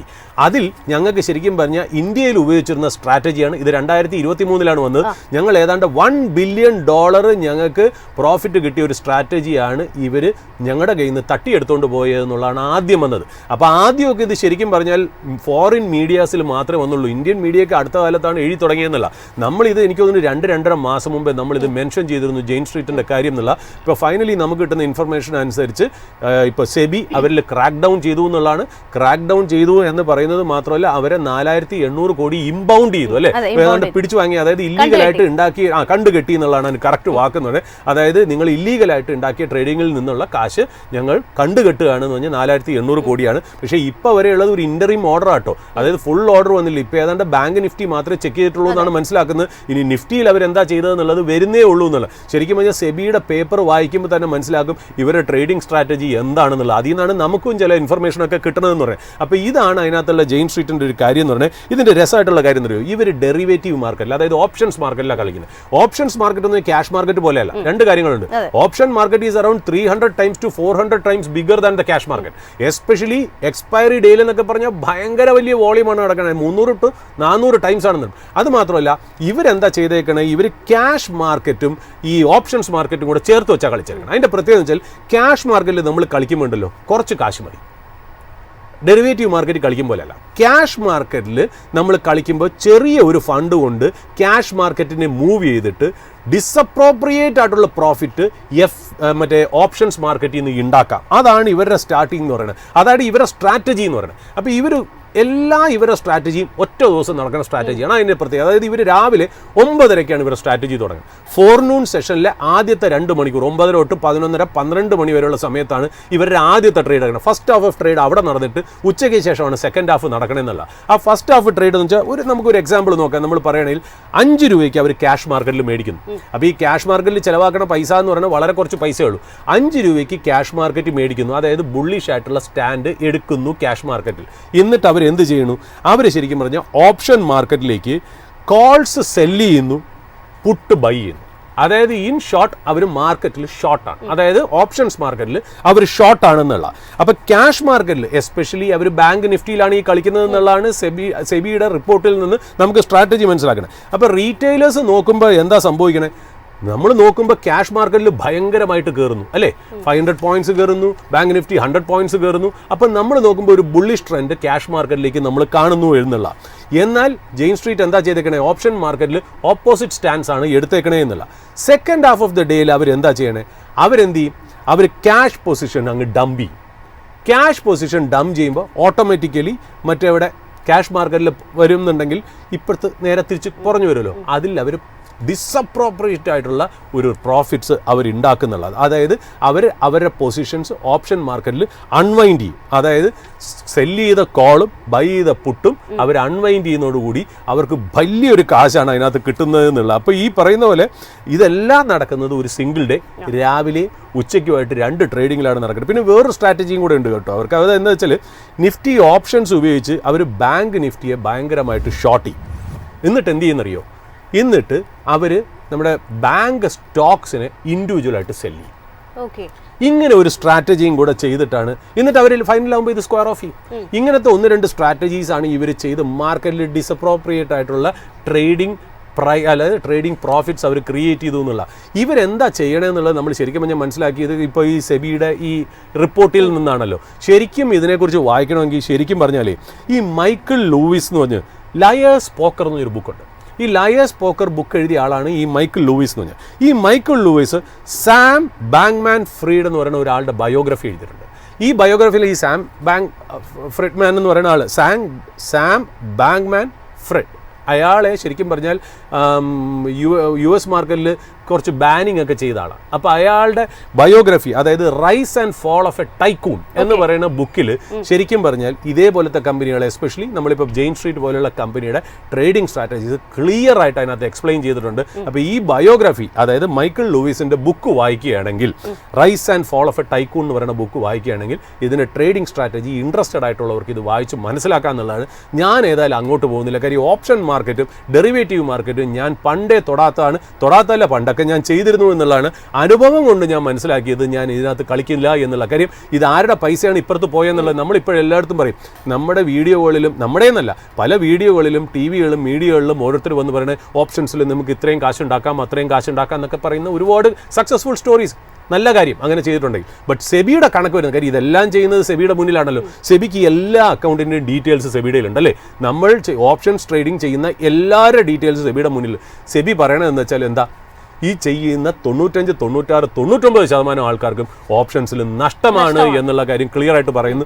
ഏതാണ്ട് ക്യുമുലേറ്റീവായിട്ട് 1 ലക്ഷം കോടിയോളം രൂപയൊക്കെയാണ് ആൾക്കാർക്ക് നഷ്ടമായത്. എന്നാൽ അപ്പുറത്തെ ബെനിഫിഷ്യറി ആരൊക്കെയാണ്? ഇതേപോലെയുള്ള ക്വാണ്ട് അല്ലെങ്കിൽ അൽഗോരിതം ബേസ്ഡ് ട്രേഡിംഗ് ഡെസ്കുകളായ ജെയിൻ സ്ട്രീറ്റും സിറ്റാഡലും ആണെന്നൊക്കെ പറഞ്ഞു വയ്ക്കുന്നു. എന്നാലും നമ്മുടെ ഇവിടെ പുറകെ ഓപ്ഷൻസ് നമ്മൾ ഒരിക്കലും തെറ്റാണെന്നൊന്നും ഞാൻ പറയില്ല. ഓപ്ഷൻസ് നല്ലതാണ്, നന്നായിട്ട് ചെയ്യുന്നവരുണ്ട്. ബട്ട് ഇതുവരെ ചരിത്രം തെളിയിച്ചിരിക്കുന്ന ആൾക്കാർക്ക് പൈസ പോയതായിട്ടാണ്. അതുകൊണ്ട് ഞാൻ എൻ്റെ അനുഭവം കൊണ്ട് എനിക്ക് പോയത് കാരണം നമ്മൾ ഈ ഓരോ പൈസ പോകുമ്പോഴും നമ്മൾ പറയണമെന്നറിയോ, അതൊരു ട്യൂഷൻ ഫീ ആയിട്ട് കണക്കാക്കിയിട്ടാണ് നമ്മൾ മനസ്സമാധാനപ്പെടുന്നത്. കാര്യം വെച്ചാൽ ഏറ്റവും നിങ്ങൾക്ക് ചെയ്യാവുന്ന ഒരു ഇൻവെസ്റ്റർ എന്ന രീതിയിൽ ചെയ്യാവുന്ന ഏറ്റവും സിംപ്ലസ്റ്റ് ആയിട്ടും ഏറ്റവും പ്രൊലിഫിക് ആയിട്ടും ഏറ്റവും നല്ല വെൽത്ത് ക്രിയേഷൻ ടൂൾ എന്ന് പറയുന്നത് മാർക്കറ്റിൽ ഇൻവെസ്റ്റ് ചെയ്യുക എന്നുള്ളതാണ്. പിന്നെ വല്ലപ്പോഴും ഒരു സ്വിംഗ് ട്രേഡോ അല്ലെങ്കിൽ ടാക്ടിക്കൽ ആയിട്ടുള്ള പൊസിഷണൽ ട്രേഡൊക്കെ ചെയ്യാമെന്നല്ലാതെ ഓപ്ഷൻസ് മാർക്കറ്റ് വളരെ ഡെഡ്ലി ആയിട്ടാണ് എനിക്ക് തോന്നിയിട്ടുള്ള വ്യക്തിപരമായി. എന്ന് പറഞ്ഞ് ഞാൻ പറയുന്നത് നിങ്ങളൊരു കാർഡിനൽ റൂളായിട്ടോ അല്ലെങ്കിൽ ഒരു എന്താ പറയുക, അതൊരു മാനദണ്ഡമായിട്ടോ നിങ്ങൾ പോകരുന്നുള്ള, സക്സസ്ഫുൾ ആയിട്ട് നിങ്ങൾ ചെയ്യണമെങ്കിൽ നിങ്ങൾ നന്നായിട്ട് പോകാം. ഇതൊന്നും ഉപദേശിക്കാനും പറയാനും ഞാൻ ഒരാളുമല്ല. ഞാൻ വളരെ സിമ്പിളായിട്ട് ചെറിയ ഇൻസിഗ്നിഫിക്കൻറ്റ് മാനാണ്. ഞാൻ മനസ്സിലാക്കിയ ഒരു കാര്യം ഞാൻ തുറന്നു പറഞ്ഞു എന്നേ ഉള്ളൂ. അതുമല്ല, നമ്മൾ ഈ പറഞ്ഞ പോലെ ഡെറിവേറ്റീവ്സിനെ കുറിച്ച് നമ്മുടെ Warren Buffett, legendary Warren Buffett പറഞ്ഞ് they are weapons of mass destruction എന്നാണ്. അപ്പോൾ ബി കെയർഫുൾ ഓൺ ദം എന്ന് വാറൻ ബഫെ പറഞ്ഞു. ആദ്യം ഞാൻ സീരിയസ് ആയിട്ട് എടുത്തില്ല, പിന്നെ എൻ്റെ ജീവിതവും എൻ്റെ എക്സ്പീരിയൻസും പഠിപ്പിച്ചു തന്നു വാറൻ ബഫെ ആയിരുന്നു കറക്റ്റ് എന്നുള്ള. അപ്പോൾ എൻ്റെ എക്സ്പീരിയൻസ് ഞാൻ ഷെയർ ചെയ്തു എന്നേ ഉള്ളൂ. അപ്പോൾ ഞാൻ വളരെ ചെറിയ മനുഷ്യനാണ്, ഞങ്ങൾ രണ്ടുപേരും ചെറിയ ആൾക്കാരാണ്. ഞങ്ങൾ പറയണത് നിങ്ങൾ വേദവാക്യമായിട്ട് എടുക്കുകയും ചെയ്യരുത്. അനുഭവങ്ങളിൽ നിന്ന് ഇമോഷണലായിട്ട് ഞങ്ങൾ പറഞ്ഞു പോകുന്നതാണ്. കാര്യം ഞങ്ങൾക്ക് കമ്മിറ്റ്മെൻറ്റ് വളരെ കൂടുതലാണ്. അതുകൊണ്ട് ഞങ്ങളുടെ അനുഭവം നിങ്ങളായിട്ട് ഷെയർ ചെയ്തു എന്ന് മാത്രം. ജാസ്മിൻ സാർ, ഏതായാലും നമുക്ക് ഇപ്പോൾ ലൈവ് അപ്ഡേറ്റിലേക്ക് കൂടി പോകാം. അതിനായിട്ട് റിസർച്ച് ഡെസ്കിൽ നിന്ന് നിഖിലാണ് ജോയിൻ ചെയ്തത്. Good morning Nikhil. Good morning Jasmine. Nikhil, നമ്മൾ ഇന്ന് മാർക്കറ്റിലേക്ക് നോക്കുന്ന സമയത്ത് ഇന്നലത്തേതിന് സമാനമായിട്ടുള്ള ഒരു മൂവ്മെന്റ് തന്നെയാണ് കാണുന്നത്. കാര്യമായിട്ടുള്ള നേട്ടങ്ങളൊന്നും തന്നെ ഇല്ല. ഒരു ഘട്ടത്തിൽ 25,400 എന്നുള്ള ഒരു ലെവലും കൈവിട്ടിട്ടുണ്ടായിരുന്നു. 25,411 എന്നുള്ള ഒരു നിലവാരത്തിൽ ഇപ്പോൾ നിഫ്റ്റി വളരെ ഫ്ലാറ്റ് നോട്ടിലാണ് ട്രേഡ് ചെയ്യുന്നത്. മറ്റ് പ്രധാനപ്പെട്ട അപ്ഡേറ്റ്സ് എന്തൊക്കെയാണ്? ജാസ്മിൻ സൂചിപ്പിച്ചതുപോലെ തന്നെ നിഫ്റ്റി 50ലേക്ക് കടക്കുകയാണെങ്കിൽ വളരെ ഫ്ലാറ്റ് ആയിട്ടുള്ള ഒരു നിരക്കിൽ നിലവിൽ 25,408 എന്ന് പറഞ്ഞൊരു നിരക്കിലാണ് നിഫ്റ്റി 50യെ സംബന്ധിച്ചിടത്തോളം ട്രേഡിംഗ് നടന്നുകൊണ്ടിരിക്കുന്നത്. അഡ്വാൻസ് ആൻഡ് ഡിക്ലൈൻ റേഷ്യോ പരിശോധിക്കുമ്പോൾ നിലവിൽ 31 ഓഹരികൾ നേട്ടം രേഖപ്പെടുത്തുമ്പോൾ 14 ഓഹരികളെ സംബന്ധിച്ചിടത്തോളം ഇടിവാണ് നിഫ്റ്റി 50യിലുള്ളത്. നിഫ്റ്റി ബാങ്കിലേക്ക് കടക്കുകയാണെങ്കിൽ ഒരു ഫ്ലാറ്റ് നെഗറ്റീവ് റേഞ്ചിലേക്ക് നിലവിൽ നിഫ്റ്റി ബാങ്കും കടന്നിരിക്കുന്നു. 56,759 എന്ന് പറഞ്ഞൊരു നിരക്കിലാണ് നിഫ്റ്റി ബാങ്കിനെ സംബന്ധിച്ചിടത്തോളം ട്രേഡിംഗ് നടക്കുന്നത്. അഡ്വാൻസ് ആൻഡ് ഡിക്ലൈൻ റേഷ്യോയിൽ നിലവിൽ ഇപ്പോൾ 7 ബാങ്കിംഗ് ഓഹരികൾ നേട്ടത്തിൽ ട്രേഡ് ചെയ്യുമ്പോൾ 3 കമ്പനികളെ സംബന്ധിച്ചിടത്തോളം ഒരു ഇടിവ് രേഖപ്പെടുത്തുന്നു. ബാങ്ക് നിഫ്റ്റിയിലും നിഫ്റ്റി 50യിലെ തന്നെ ടോപ്പ് ഗെയിനേഴ്സിലേക്ക് നമ്മളിപ്പോൾ കടക്കുകയാണെങ്കിൽ മികച്ച ഒരു നേട്ടം കാണാൻ സാധിക്കുന്നത് ബജാജ് ഫിനാൻസിൻ്റെ ഓഹരികളിലാണ്. ഏകദേശം 2.25% മുകളിലുള്ളൊരു നേട്ടത്തിലേക്ക് ബജാജ് ഫിനാൻസ് എത്തിയിരിക്കുന്നു. കമ്പനിയെ സംബന്ധിച്ചിടത്തോളം അതിൻ്റെ പാദഫലത്തിന് Q1ൻ്റെയും മറ്റുമൊക്കെ അപ്ഡേറ്റ്സുകളും മറ്റുമൊക്കെ ലഭ്യമായിരുന്നു. മികച്ച ഒരു പെർഫോമൻസ് കമ്പനിയുടെ ഭാഗത്ത് നിന്നുണ്ടായിരുന്നു. നിലവിൽ പരിശോധിക്കുമ്പോൾ 2.25% മുകളിലുള്ളൊരു നേട്ടം ബജാജ് ഫിനാൻസ് കാഴ്ചവെക്കുന്നു. ബജാജ് ഫിൻസർവിലേക്ക് പരിശോധിക്കുകയാണെങ്കിലും ഏകദേശം 1.25% മുകളിൽ 2% ഉള്ളൊരു നേട്ടം ബജാജ് ഫിൻസർവിൻ്റെ ഓഹരിയുടെ ഭാഗത്ത് നിന്നും ഉണ്ടാകുന്നു. ഭാരത് ഇലക്ട്രോണിക്സ് 1% ഒരു നേട്ടം കാഴ്ചവെക്കുമ്പോൾ IT കമ്പനിയായിട്ടുള്ള വിപ്രോ ഇന്ന് ഏകദേശം 0.25% ഒരു നേട്ടവും രേഖപ്പെടുന്നു. ഫാർമ കമ്പനിയായിട്ടുള്ള ഡോക്ടർ റെഡ്ഡീസ് ലബോറട്ടറീസ് ഏകദേശം 0.5% ഒരു നേട്ടം ഇന്നത്തെ ഇപ്പോൾ ട്രേഡിംഗ് ദിനത്തിൽ കാഴ്ചവെക്കുകയാണ്. ഇടിവ് രേഖപ്പെടുത്തുന്ന ഓഹരികളിലേക്ക് ഇന്നിപ്പോൾ കടക്കുകയാണെങ്കിൽ ഏറ്റവും കൂടുതൽ ഇടിവ് കാണാൻ വേണ്ടി സാധിക്കുന്നത് ടെക് മഹീന്ദ്രയുടെ ഓഹരികളാണ്. ഏകദേശം 1% മുകളിലുള്ള ഒരു ഇടിവ് ടെക് മഹീന്ദ്ര കാഴ്ചവെക്കുമ്പോൾ ട്രെൻഡിൻ്റെ ഓഹരികളെ സംബന്ധിച്ചിടത്തോളം ഇന്ന് വലിയൊരു ഇടിവ് തന്നെ ഉണ്ടാകുന്നു. ഏകദേശം 7%ഉള്ളൊരു ഇടിവിലേക്ക് ട്രെൻഡ് ഓഹരികൾ നീങ്ങിയിരിക്കുന്നു എന്നൊരു വാർത്തയാണ് പങ്കുവയ്ക്കാനായിട്ടുള്ളത്. ഇൻഡസിൻ ബാങ്കിൻ്റെയും മറ്റുമൊക്കെ കാര്യം പരിശോധിക്കുകയാണെങ്കിൽ 0.5%, നെസ്ലെ ഇന്ത്യയും 0.5% ഒരു ഇടിവ് ഇപ്പോൾ രേഖപ്പെടുത്തുന്നു എന്നൊരു വാർത്തയാണ് നമുക്ക് പങ്കുവയ്ക്കാനായിട്ടുള്ളത്. നിഫ്റ്റി ബാങ്കിലേക്ക് കടക്കുകയാണെങ്കിലും വളരെ മാർജിനലായ ഒരു ഇടിവോടുകൂടി 56,785 എന്ന് പറഞ്ഞൊരു നിരക്കിൽ നിഫ്റ്റി ബാങ്കിനെ സംബന്ധിച്ചിടത്തോളം ഇപ്പോൾ ട്രേഡിംഗ് പുരോഗമിച്ചുകൊണ്ടിരിക്കുന്നു. ഇതിൽ തന്നെ കമ്പനികളുടെ ഒരു പെർഫോമൻസ് നിലവിൽ പരിശോധിക്കുകയാണെങ്കിൽ HDFC ബാങ്ക് മാർജിനലായ ഒരു നേട്ടം രേഖപ്പെടുത്തുമ്പോൾ പഞ്ചാബ് നാഷണൽ ബാങ്കിൻ്റെ ഓഹരികൾ 0.5%, കാനറ ബാങ്ക് 0.5% മുകളിലുമുള്ളൊരു നേട്ടം നിലവിൽ പ്രകടിപ്പിക്കുന്നു. IDFC first bank, AU small finance ബാങ്കും ഏകദേശം ഒരു 0.5% മുകളിലുള്ളൊരു നേട്ടം കാഴ്ചവെക്കുമ്പോൾ IndusInd bank, bank of Baroda ഓഹരികളും മറ്റുമൊക്കെ ഇടിവിൽ തുടർന്നു. ബാങ്ക് ഓഫ് ബറോഡ പരിശോധിക്കുകയാണെങ്കിൽ ഏകദേശം 0.5% മുകളിലുള്ളൊരു ഇടിവ് ബാങ്ക് ഓഫ് ബറോഡ കാഴ്ചവെക്കുമ്പോൾ ഫെഡറൽ ബാങ്കിൻ്റെ ഓഹരികളിലും ഏകദേശം 0.5%, ICICI ബാങ്കും മാർജിനലായ ഒരു ഇടിവ് നിലവിൽ ഇപ്പോൾ പ്രകടിപ്പിച്ചുകൊണ്ടിരിക്കുകയാണ്. ഇന്നത്തെ ഒരു സെക്ടേഴ്സിൻ്റെ ഒരു പെർഫോമൻസ് നോക്കുകയാണെങ്കിൽ ആകെ ഇപ്പോൾ നിഫ്റ്റി മെറ്റൽ സൂചിക വളരെ മാർജിനലായ ഒരു ഇടിവ് മാറ്റി നിർത്തിയിട്ടുണ്ടെങ്കിൽ ബാക്കി എല്ലാ സെക്ടേഴ്സും ഒരു മാർജിനലായ ഒരു ലെവലിലാണെങ്കിൽ കൂടിയും ഒരു പോസിറ്റിവിറ്റി തന്നെയാണ് ഇപ്പോൾ വിപണിയിൽ കാണാൻ വേണ്ടി സാധിക്കുന്നത്. ഒരു മികച്ച മൊമെൻറ്റം ഇന്നിപ്പോൾ കാണാൻ സാധിക്കുന്നത് നിഫ്റ്റി റിയൽറ്റിയിലാണ്. നിഫ്റ്റി റിയൽറ്റി പരിശോധിക്കുകയാണെങ്കിൽ ഏകദേശം 0.25% ഒരു നേട്ടം രേഖപ്പെടുത്തിക്കൊണ്ട് 970 എന്ന് പറഞ്ഞൊരു നിരക്കിലാണ് നിഫ്റ്റി റിയൽറ്റിയെ സംബന്ധിച്ചിടത്തോളം നിലവിൽ ട്രേഡിംഗ് പുരോഗമിച്ചുകൊണ്ടിരിക്കുന്നത്.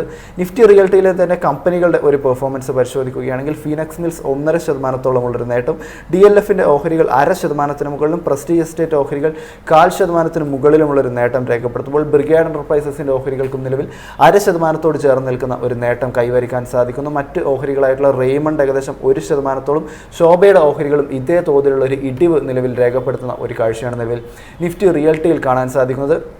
നിഫ്റ്റി മീഡിയയിലേക്ക് കടക്കുകയാണെങ്കിലും ഏകദേശം 0.5% മുകളിലുള്ളൊരു നേട്ടം നിഫ്റ്റി മീഡിയ സൂചികയും കാഴ്ചവെച്ചുകൊണ്ട് 1759 എന്ന് പറഞ്ഞ ഒരു നിരക്കിലാണ് നിഫ്റ്റി മീഡിയയെ സംബന്ധിച്ചിടത്തോളം നിലവിൽ ട്രേഡിംഗ് നടന്നുകൊണ്ടിരിക്കുന്നത്. ഇതിൽ തന്നെ കമ്പനികളുടെ ഒരു പെർഫോമൻസ് പരിശോധിക്കുകയാണെങ്കിൽ സി എൻ്റർടൈൻമെൻറ്റ്സിനെ സംബന്ധിച്ചിടത്തോളം അതിൻ്റെ കുറച്ച് പോസിറ്റീവ് വാർത്തകളും മറ്റുമൊക്കെ സീനെ അതിൻ്റെ പ്രൊമോട്ടേഴ്സ് കൂടുതൽ ഷെയർ വാങ്ങുന്നു എന്നുള്ള രീതിയിലുള്ള വാർത്തകളും മറ്റുമൊക്കെ സി എൻ്റർടൈൻമെൻറ്റ്സിനെ സംബന്ധിച്ചിടത്തോളം വന്നിരുന്നു. നിലവിലെ ഒരു പെർഫോമൻസ് പരിശോധിക്കുകയാണെങ്കിൽ ഏകദേശം 2.25% ഒരു നേട്ടം സി എൻ്റർടൈൻമെൻറ്റ്സ് കാഴ്ചവെക്കുമ്പോൾ നസാറ ടെക്നോളജീസിനും ഏകദേശം 0.25%ഉള്ളൊരു നേട്ടം നിലവിൽ നസാറ ടെക്നോളജീസും ഇപ്പോൾ കാഴ്ചവെക്കുകയാണ്.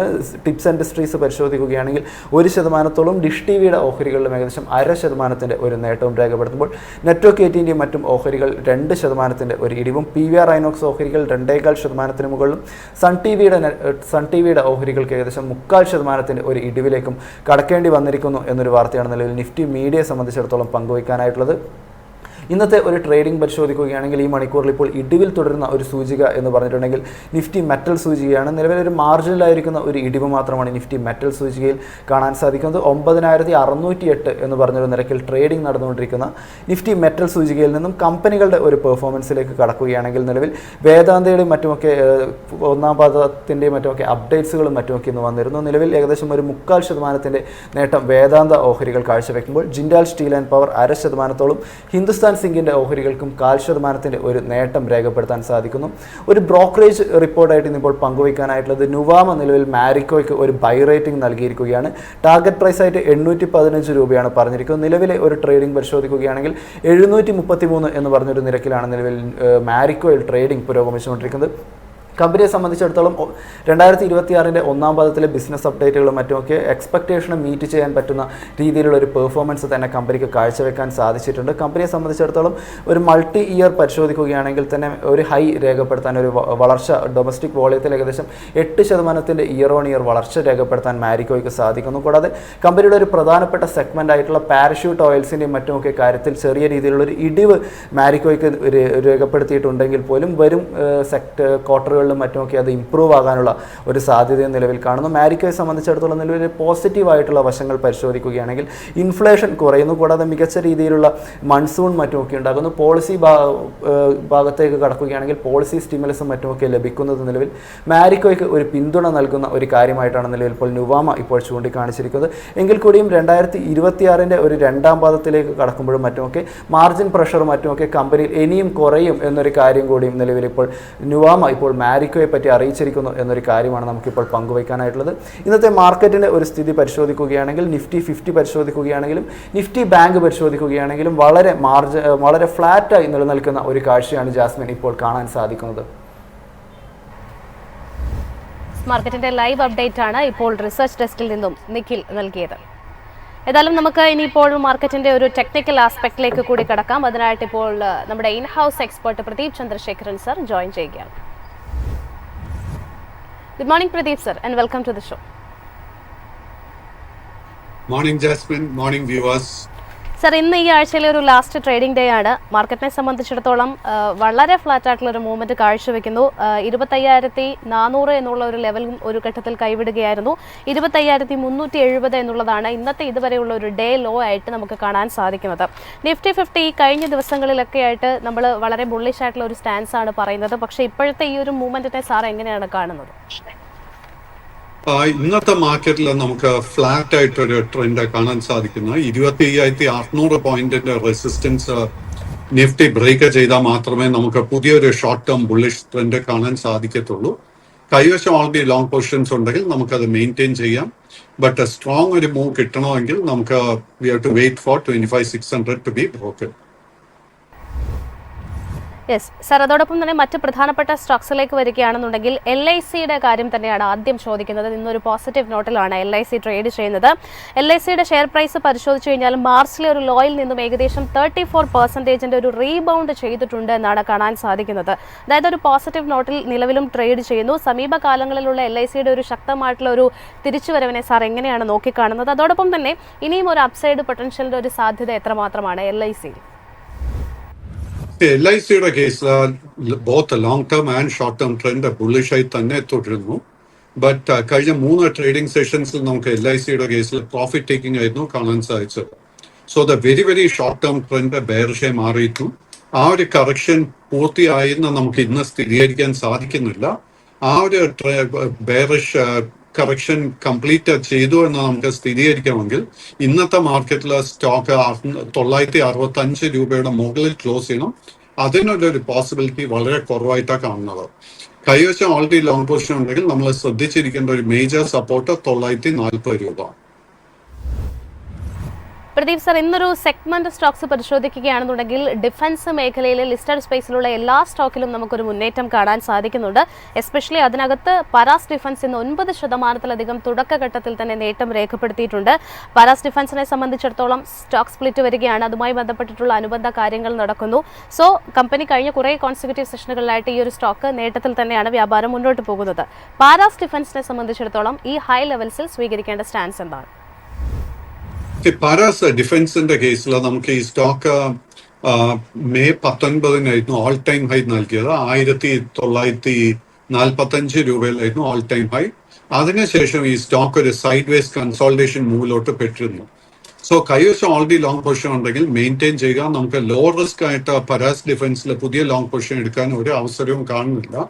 ബട്ട് ഡിഫൻസ് സ്റ്റോക്സിനെ കുറിച്ച് സംസാരിച്ചതുകൊണ്ട് ഇന്ന് എന്റെ ശ്രദ്ധയിലോട്ട് വന്നിരിക്കുന്ന 3 ഷിപ്പ് ബിൽഡിംഗ് സ്റ്റോക്സിലും ഞാൻ carefully watching it. Cochin shipyard, Mazagon dock, garden reach, ship builders. ഈ 3 സ്റ്റോക്കിലും 2 മുതൽ 3% നേട്ടം കാണാൻ സാധിക്കുന്നുണ്ട്. ഈ ഒരു നേട്ടം ഇന്ന് സെക്കൻഡ് ഹാഫ് ഓഫ് ദ ഡേയിലും നമുക്ക് നിലനിർത്താൻ സാധിക്കുകയാണെങ്കിൽ ഒരുപക്ഷെ നമുക്ക് ലോ റിസ്കിൽ ഒരു ബൈങ് അവസരം ലഭിക്കും. ഭാരത് എർത്ത് മൂവേഴ്സിന്റെ കേസിൽ ഓൾമോസ്റ്റ് ഒരു 3.5% ഗെയിൻ ഇപ്പോൾ തന്നെ നമുക്ക് കിട്ടിയിട്ടുണ്ട്. ആൻഡ് നാച്ചുറലി ഈ ഒരു സ്റ്റോക്കിൽ നമുക്കൊരു ബുള്ളിഷ് ട്രെൻഡ് ഓൾറെഡി ലഭിച്ചു കഴിഞ്ഞു. പ്രദീപ് സർ, മറ്റൊരു സ്റ്റോക്ക് വേദാന്തയാണ്. ഇന്നൊരു ഫ്ലാറ്റ് ടു പോസിറ്റീവ് നോട്ടിലാണ് ട്രേഡ് ചെയ്യുന്നത്. കമ്പനിയെ സംബന്ധിച്ചിടത്തോളം ഏറ്റവും അധികം ഒരു കൺസേൺ ഉള്ളത് ഒരുപാട് കടബാധ്യതകളുള്ള ഒരു കമ്പനി എന്നുള്ളതാണ്. പക്ഷേ ഇപ്പോൾ ആ ഒരു ഡെറ്റ് കുറച്ചു കൊണ്ടുവരാനായിട്ട് ധാരാളം സ്ട്രാറ്റജികൾ കമ്പനി സ്വീകരിക്കുന്നുമുണ്ട്. ഇപ്പോൾ ലേറ്റസ്റ്റ് ആയിട്ട് വന്നിരിക്കുന്നത് കമ്പനിയുടെ ഒരു ഫസ്റ്റ് ക്വാർട്ടറിന്റെ ബിസിനസ് അപ്ഡേറ്റ് ആണ് വന്നിരിക്കുന്നത്. വളരെ പോസിറ്റീവായിട്ടുള്ള ഒരു നമ്പേഴ്സ് ആണ് കമ്പനി റിപ്പോർട്ട് ചെയ്തിരിക്കുന്നത് എന്നാണ് കാണാൻ സാധിക്കുന്നത്. വേദാന്തയിലുള്ള സാറിന്റെ ഒരു ടേക്ക് എങ്ങനെയാണ്? ജാസ്മിൻ പറഞ്ഞതുപോലെ തന്നെ ഈ കമ്പനിയുടെ ഫൈനാൻഷ്യൽസിൽ I am not very comfortable. നമുക്കിപ്പോൾ മെറ്റൽ സ്പേസിൽ നമുക്കൊരു പൊസിഷൻ എടുക്കണമെങ്കിൽ വേറെ നിരവധി ഒത്തിരി സ്റ്റോക്കുകളുണ്ട്. വേദ റിസ്ക് ഇസ് മച്ച് ലെസ്സർ. വേദാന്തയുടെ ടെക്നിക്കൽ ചാർട്ട് നോക്കുകയാണെങ്കിൽ ഈ stock is stuck in a sideways pattern. 480 രൂപയിൽ വളരെ മേജർ റെസിസ്റ്റൻസ് ഉണ്ട്. ആ ഒരു റെസിസ്റ്റൻസ് ബ്രേക്ക് ചെയ്താലേ നമുക്ക് സ്ട്രോങ് ആയിട്ടൊരു മൂവ് ലഭിക്കത്തുള്ളൂ. സോ അറ്റ് ദിസ് പോയിന്റ് ഈ സ്റ്റോക്കിലെ ലോങ് പൊസിഷൻസ് അവോയ്ഡ് ചെയ്യുന്നതായിരിക്കും ഏറ്റവും നല്ല സ്ട്രാറ്റജി. പ്രദീപ് സാർ, മറ്റൊരു സ്റ്റോക്ക് യെസ് ബാങ്ക് ആണ്. ഇന്നിപ്പോൾ ഒരു പോസിറ്റീവ് നോട്ടിൽ ട്രേഡ് ചെയ്യുന്നുണ്ട്. കമ്പനിയെ സംബന്ധിച്ചിടത്തോളം ബിസിനസ് അപ്ഡേറ്റ്സ് പുറത്തു വന്നിട്ടുണ്ട്. ഒരു ഭേദപ്പെട്ട ഫസ്റ്റ് ക്വാർട്ടർ ആകാനുള്ള ഒരു സാധ്യതയാണ് ബിസിനസ് അപ്ഡേറ്റ് കാണിക്കുന്നത്. യെസ് ബാങ്കിനെ സംബന്ധിച്ചിടത്തോളം ധാരാളം ഒരു റോളർ കോസ്റ്റർ റൈറ്റിന് സാക്ഷ്യം വഹിച്ച ഒരു സ്റ്റോക്കാണ് എന്ന് തന്നെ പറയാം. നിലവിൽ 20 രൂപ എന്നുള്ളൊരു നിലവാരത്തിലാണ് ട്രേഡ് ചെയ്യുന്നത്. യെസ് ബാങ്ക് ഹോൾഡ് ചെയ്യുന്ന നിക്ഷേപകരെ സംബന്ധിച്ചിടത്തോളം ഈ സ്റ്റോക്കിൽ ഇനി വാച്ച് ചെയ്യേണ്ട ലെവൽസ് ഏതൊക്കെയാണ്? യെസ് ബാങ്കിൽ ഓൾറെഡി നമുക്ക് പൊസിഷൻ ഉണ്ടെങ്കിൽ അത് മെയിൻറ്റെയിൻ ചെയ്യാം. Long term and short term trend രണ്ടും സൈഡ് വേസ് ആയിട്ട് കാണുന്നത്. ഇതിന്റെ മേജർ റെസിസ്റ്റൻസ് 21 രൂപയിലാണ് കാണുന്നത്. 21ന്റെ റെസിസ്റ്റൻസ് ബ്രേക്ക് ചെയ്യപ്പെട്ടാൽ long term and short term trend രണ്ടും ബുള്ളിഷായി മാറും. കൈവശം ഓൾറെഡി ഒരു ലോങ് പൊസിഷൻ ഉണ്ടെങ്കിൽ നമ്മൾ 19 രൂപ 20 പൈസയിലായിരിക്കണം സ്റ്റോക്ക് മെയിൻറ്റെയിൻ ചെയ്യേണ്ടത്. പ്രദീപ് സാർ, ഇന്നിപ്പോൾ സ്മോൾ ഫൈനാൻസ് ബാങ്ക് സെഗ്മെന്റിൽ നിന്നും സൂര്യോദയ സ്മോൾ ഫൈനാൻസ് ബാങ്കിനെ കുറിച്ചാണ് ചോദിക്കുന്നത്. കമ്പനിയുടെ ബിസിനസ് അപ്ഡേറ്റ്സ് പുറത്തു വന്നിരിക്കുന്നു. ഗ്രോസ് അഡ്വാൻസസിനെ സംബന്ധിച്ചിടത്തോളം 20% ഒരു ഉയർച്ച രേഖപ്പെടുത്തിയിട്ടുണ്ട്. ഈ ഒരു സ്മോൾ ഫൈനാൻസ് സെഗ്മെന്റിൽ നിന്നും സൂര്യോദയ സാർ എങ്ങനെയാണ് നോക്കിക്കാണുന്നത്? അതല്ല എന്നുണ്ടെങ്കിൽ മറ്റ് പ്രധാനപ്പെട്ട ഏതെങ്കിലും സ്മോൾ ഫൈനാൻസ് ബാങ്കിങ് സ്റ്റോക്സ് നമ്മുടെ പ്രേക്ഷകരുമായിട്ട് ഷെയർ ചെയ്യാനുണ്ട്? സൂര്യോദയ സ്മോൾ ഫൈനാൻസ് ബാങ്കിന്റെ കേസിൽ again both long term and short term trend sideways ആയി തുടരുന്നു. സ്റ്റോക്കിന്റെ മേജർ റെസിസ്റ്റൻസ് 148, 152 കാണാൻ സാധിക്കുന്നത്. ആ ഒരു റെസിസ്റ്റൻസ് ബ്രേക്ക് ചെയ്താൽ നമുക്ക് short term and long term trend ബുള്ളിഷായി മാറി എന്ന് സ്ഥിരീകരിക്കാൻ സാധിക്കത്തുള്ളൂ. ഓൺ ദി കോൺട്രറി, എൻ്റെ അടുക്ക് മറ്റ് സ്മോൾ ഫൈനാൻസ് സ്പേസിനെ കുറിച്ച് ചോദിച്ചതുകൊണ്ട് എനിക്ക് ഏറ്റവും ഇഷ്ടപ്പെട്ട stock Kerala based ESAF small finance bank. നമ്മളെയൊക്കെ IPOന് ശേഷം ഒത്തിരി നിരാശപ്പെടുത്തിയ ഒരു സ്റ്റോക്കായിരുന്നു ഈസാഫ്. ബട്ട് ഈസാഫിന്റെ കേസിൽ കഴിഞ്ഞ 3 മാസത്തിനിടെ നല്ലൊരു ബൈയിങ് ഇൻട്രസ്റ്റ് വന്നതിനെ തുടർന്ന് both long term and short term trend ബുള്ളിഷായി മാറിക്കൊണ്ടിരിക്കുന്നു. നമ്മളൊരു അല്പം വോളറ്റിലിറ്റിക്ക് വേണ്ടി പ്രിപ്പയർഡ് ആണെങ്കിൽ കറന്റ് ലെവൽസിൽ തന്നെ നമുക്ക് ലോങ് പൊസിഷൻ എടുക്കാൻ സാധിക്കും. കറന്റ് ലെവൽസിൽ അങ്ങനെ ഒരു പൊസിഷൻ എടുക്കുന്നുണ്ടെങ്കിൽ നമ്മൾ 31 രൂപയുടെ സപ്പോർട്ടായിരിക്കാം ശ്രദ്ധിച്ചിരിക്കേണ്ടത്. പ്രദീപ് സർ, മറ്റൊരു stock Punjab and Sindhu bank ആണ്. ബിസിനസ് അപ്ഡേറ്റിന് ശേഷം ഇന്ന് ഒരു 0.5% ഒരു നേട്ടത്തിൽ ഈ സ്റ്റോക്ക് ട്രേഡ് ചെയ്യുന്നുണ്ട്. പക്ഷേ സ്റ്റോക്കിന്റെ ഒരു പെർഫോമൻസ് നമ്മൾ പരിശോധിക്കുകയാണെന്നുണ്ടെങ്കിൽ ലാസ്റ്റ് ഇയർ ഒരു കറക്റ്റ് 1 ഇയറിനപ്പുറത്തേക്കാണ് 73 രൂപ എന്നുള്ളൊരു റെക്കോർഡ് ഹൈ രേഖപ്പെടുത്തിയിട്ടുണ്ടായിരുന്നത്. അവിടെ നിന്ന് ഇങ്ങോട്ട് കാര്യമായിട്ടുള്ള ഒരു മൂവ്മെന്റ് ഒന്നും നൽകിയിട്ടില്ലാത്തൊരു സ്റ്റോക്ക് കൂടിയാണ് പഞ്ചാബ് ആൻഡ് സിന്ധു ബാങ്ക്. ഈ ഒരു സ്റ്റോക്കിനെ സാർ എങ്ങനെയാണ് നോക്കിക്കാണുന്നത്? Punjab and Sind bank, central bank of India, IOB, UCO bank മുതലായ സ്മോൾ പബ്ലിക് സെക്ടർ ബാങ്ക്സിലൊക്കെ സിമിലർ പാറ്റേൺസ് കാണാൻ സാധിക്കുന്നത്. Long term trend is bearish, but short term trend sideways ആയി കണ്ടിന്യൂ ചെയ്യുന്നു. നമുക്ക് പഞ്ചാബ് ആൻഡ് സിന്ധ് ബാങ്കിൽ ഒരു ബൈ ട്രിഗർ ലഭിക്കണമെങ്കിൽ 34 രൂപ 75 പൈസയുടെ റെസിസ്റ്റൻസ് ബ്രേക്ക് ചെയ്യാൻ വേണ്ടി വെയിറ്റ് ചെയ്യണം. ആ ഒരു റെസിസ്റ്റൻസ് ബ്രേക്ക് ചെയ്യപ്പെട്ടാൽ അടുത്ത മേജർ റെസിസ്റ്റൻസ് 40, 41 ആയിരിക്കും. 41ന്റെ റെസിസ്റ്റൻസ് ബ്രേക്ക് ചെയ്യപ്പെട്ടാൽ ശക്തമായിട്ടൊരു അപ്വേർഡ് മൂവ്മെന്റ് പ്രതീക്ഷിക്കാം. പ്രദീപ് സർ, അവസാനമായിട്ട് ഇന്നിപ്പോൾ ട്രെൻഡിന്റെ ഓഹരികളെ കുറിച്ചാണ് ചോദിക്കുന്നത്. 7% ഒരു വീഴ്ചയിലേക്ക് ട്രെൻഡിന്റെ സ്റ്റോക്ക് പോയിരിക്കുന്നു. കമ്പനിയുടെ AGMനെ സംബന്ധിച്ചിടത്തോളം അത്ര പോസിറ്റീവായിട്ടുള്ള ഒരു കാര്യങ്ങളല്ല ഉണ്ടായിരിക്കുന്നത്. അതിനെ തുടർന്ന് പല അനലിസ്റ്റുകളും ഈ ഒരു സ്റ്റോക്കിൽ ഒരു ഡീറേറ്റിംഗിലേക്ക് കൂടി പോയിട്ടുണ്ട് എന്ന് കാണാൻ സാധിക്കുന്നുണ്ട്. ട്രെൻഡിനെ സംബന്ധിച്ചിടത്തോളം ഇനി നിർണായകമാകുന്ന ലെവലുകൾ ഏതൊക്കെയാണ്? അൺഫോർച്ചുനേറ്റ്ലി ട്രെൻഡിന്റെ കേസിൽ നമുക്ക് ഇന്നൊരു വലിയ ഗ്യാപ്പ് ഡൗൺ ആയിരുന്നു ലഭിച്ചത്. ആ ഒരു ഗ്യാപ്പ് ഡൗണിനെ തുടർന്ന് പെട്ടെന്ന് തന്നെ long term and short term trend ബെയർഷായി മാറിയിട്ടുണ്ട്. കൈവശം ലോങ് പൊസിഷൻ ഉണ്ടെങ്കിൽ ഇമ്മീഡിയറ്റ്ലി ആ ഒരു പൊസിഷൻ ക്ലോസ് ചെയ്യണം. ട്രെൻഡിന്റെ കേസിൽ നമ്മൾ എപ്പോഴും ഓർക്കേണ്ട ഒരു കാര്യം, കഴിഞ്ഞ ഏപ്രിൽ 5-ാം തീയതി ഇതേപോലെ വലിയൊരു ഗ്യാപ്പ് ഡൗൺ ഈ സ്റ്റോക്കിൽ കാണാൻ സാധിച്ചിരുന്നു. സോ ട്രെൻഡിന്റെ കേസിൽ ഒത്തിരി ഹൈ വോളറ്റിലിറ്റി കഴിഞ്ഞ 5-8 മാസത്തിനിടെ കാഴ്ചവെക്കുന്നുണ്ട്. സോ തൽക്കാലം ഈ സ്റ്റോക്കിൽ നിന്ന് മാറി നിൽക്കുന്നതായിരിക്കും ഏറ്റവും നല്ല strategy. Thank you so much Pradeep sir. Thank you Jasmine. Suraj sir, നമ്മൾ ധാരാളം സ്റ്റോക്കിൻ്റെ ടെക്നിക്കൽ ആസ്പെക്ട്സ് ഒക്കെ തന്നെ കവർ ചെയ്തിട്ടുണ്ട്. ഇനി ഫണ്ടമെന്റലി നമ്മൾ ഏത് കമ്പനിയാണ് ഇന്നത്തെ ഒരു ദിവസം പ്രേക്ഷകർക്ക് വേണ്ടി അവതരിപ്പിക്കുന്നത്? ജാസ്മിൻ, സ്പോട്ട്ലൈറ്റ് സ്റ്റോക്കിൽ എത്രയും മുമ്പേ ഒരു സ്റ്റോക്കിന്റെ കാര്യം പറയാതിരിക്കാൻ വയ്യ. അതായത് ദേവയാനി ഇന്റർനാഷണൽ. ഈ ദേവയാനി ഇന്റർനാഷണൽ എന്ന് പറയുന്നത് നമ്മുടെ American Yum Brands, YUM Brands, US based കമ്പനിയാണ്. YM ബ്രാൻഡ്സിന്റെ ഫ്രാഞ്ചൈസിയാണ്. അതായത് അവരുടെ പ്രോഡക്ട്സ് ദേവയാനി ഇന്റർനാഷണൽ ഇവിടെ മാർക്കറ്റ് ചെയ്ത് വിൽക്കുന്നുണ്ട് എന്നുള്ളത്. അതായത് നമ്മൾ ജാസ്മിൻ പറഞ്ഞ പോലെ തന്നെ Kentucky Fried Chicken, Pizza Hut, Costa Coffee, പിന്നെ ടാക്കോ ബെൽ, ഇതാണ് ഈ 4 ഇവർ ചെയ്യുന്നത് എന്നുള്ള. അപ്പോൾ ഈ ദേവയാനി എന്ന് പറയുന്നത് കൂടുതലും അവർ north and east India plus Nepal and Nigeria, ഈ 2 കൺട്രിയും കൂടാതെ നോർത്തും ഈസ്റ്റ് ഇന്ത്യയാണ് അവർക്ക് ഏറ്റവും കൂടുതൽ ഉള്ളത് എന്നുള്ളതാണ്. അതാണ് ഒരു കാര്യം. ഈ ദേവയാനി ഇന്റർനാഷണൽ ലിസ്റ്റഡ് കമ്പനിയാണ്, നമുക്കറിയാലോ. രവി ജയപൂരിയ കമ്പനിയാണ് ഈ ദേവയാനി ഇന്റർനാഷണൽ. ഇതേ ബിസിനസ് ചെയ്യുന്ന വേറൊരു കമ്പനിയുണ്ട്, സഫയർ ഫുഡ്സ്. ഈ സഫയർ ഫുഡ്സും അമേരിക്കൻ ബേസ്ഡ് യം ബ്രാൻഡ്സിന്റെ ഇന്ത്യൻ ഫ്രാഞ്ചൈസിയാണ്. പക്ഷെ അവർ കോൺസെൻട്രേറ്റ് ചെയ്യുന്നത് വെസ്റ്റ് ആൻഡ് സൗത്ത് ഇന്ത്യയാണ്. ഈ സഫയർ ഫുഡ്സ് എന്ന് പറയുന്നത് സഫയർ മൗറീഷ്യസും കുറച്ച് പ്രൈവറ്റ് ഇക്വിറ്റി പ്ലേയേഴ്സും കൂടെ ചേർന്നിട്ടാണ് അതിനെ മാനേജ് ചെയ്യുന്നത് എന്നുള്ളതാണ്. അപ്പോൾ ഇവർ 2 പേരും കൂടി ഇപ്പോൾ ചേർത്ത് കഴിഞ്ഞാൽ എന്താവുന്നൊന്ന് ആലോചിച്ച് നോക്കൂ. ഇപ്പോൾ വരുന്നൊരു കാര്യം എന്ന് വെച്ചാൽ ഇവർ 2 പേരും, അതായത് 2 പേരുടെയും സെയിം ബ്രാൻഡ്സാണ്, 2 റീജിയൻ, 2 ടെറിട്ടറിയാണ് ഇവർ ഹാൻഡിൽ ചെയ്യുന്നത്. ഇപ്പോൾ ഇവർ 2 പേരും മെർജ് ചെയ്യാൻ ശ്രമിക്കുന്നു എന്നുള്ള.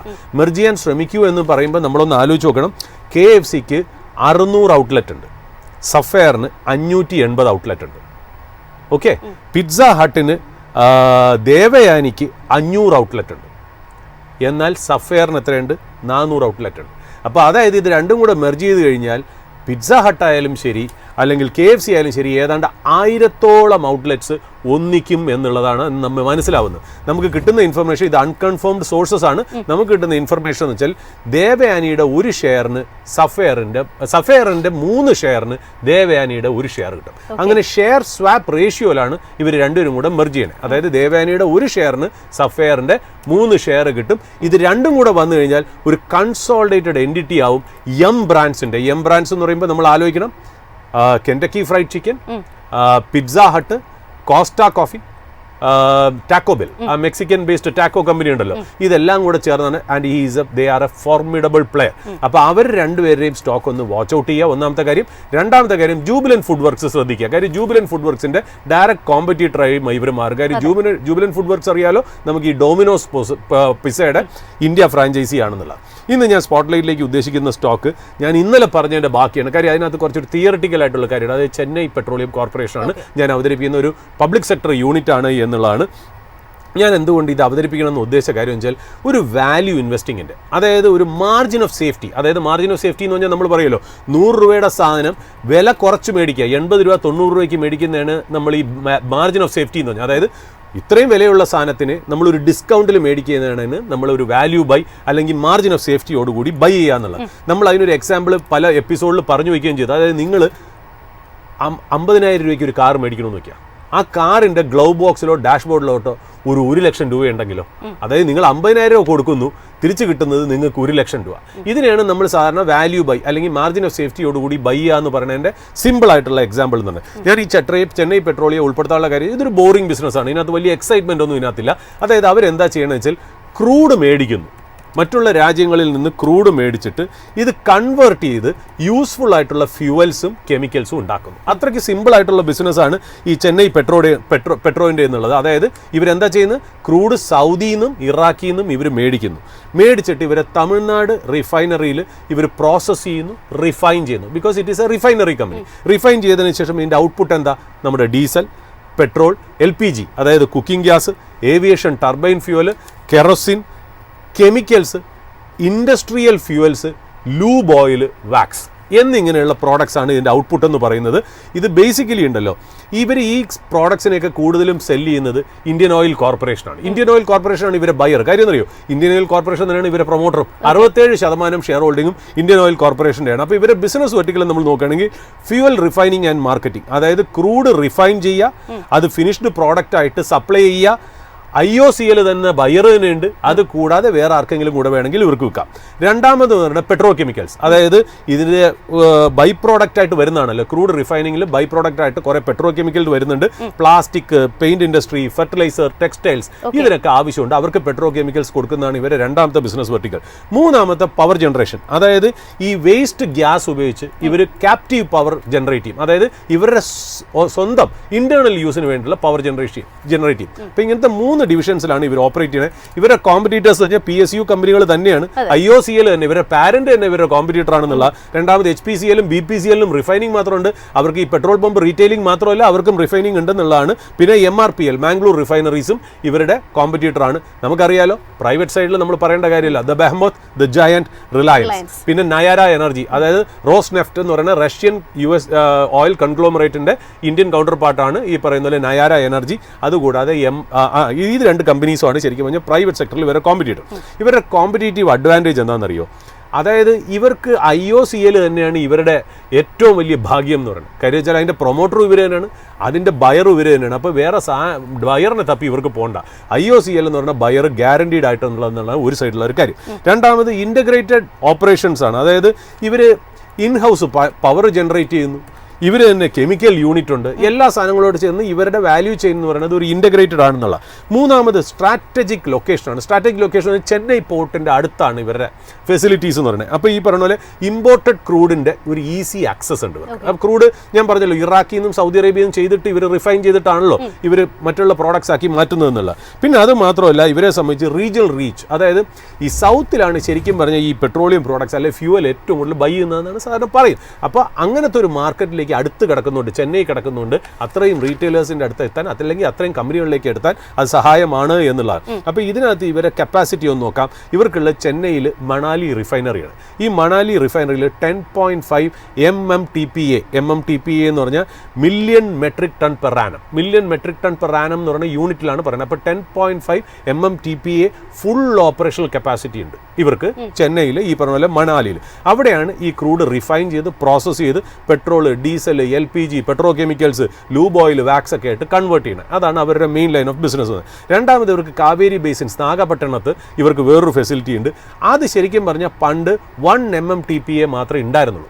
അവരതിനെ ഡീകമ്മീഷൻ ചെയ്തു. ഡീകമ്മീഷൻ ചെയ്തിട്ട് അതിനെ പുതിയതാക്കുകയാണ്. ആ പുതിയതാക്കാൻ വേണ്ടിയിട്ട് അവർ ഏതാണ്ട് കുറേ നാളായിട്ട് അവർ സംസാരിച്ചുകൊണ്ടിരിക്കുകയാണ് കേട്ടോ. അതായത് അവിടെ കംപ്ലീറ്റ് റീപ്ലേസ് ചെയ്ത് റീവാമ്പ് ചെയ്ത് പുതിയതായിട്ട് വന്നിട്ട് ഒരു 9 MMTPA ആക്കാനായിട്ട്, അതായത് 1ൽ നിന്ന് 9 ആക്കി കപ്പാസിറ്റി ഇൻക്രീസ് ചെയ്യണമെന്നാണ്.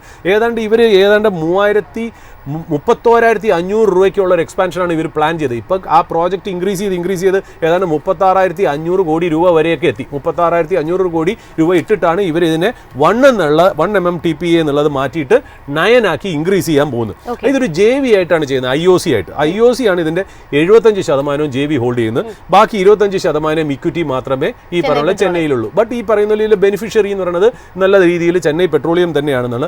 ഈ പ്രോജക്റ്റ് 2 കൊല്ലമായിട്ട് റണ്ണിങ് ലേറ്റ്, ഏതാണ്ട് 2025 തുടങ്ങേണ്ടതാണ്. ഇതിപ്പോൾ ഡിലേഡായി ഇതുവരെ എത്തി എന്നുള്ളതാണ്. ഇപ്പം നമുക്ക് മനസ്സിലായത് ജൂൺ 2025 ഗവൺമെൻറ് ക്ലിയറൻസ് സീക്ക് ചെയ്തേക്കുന്നത്.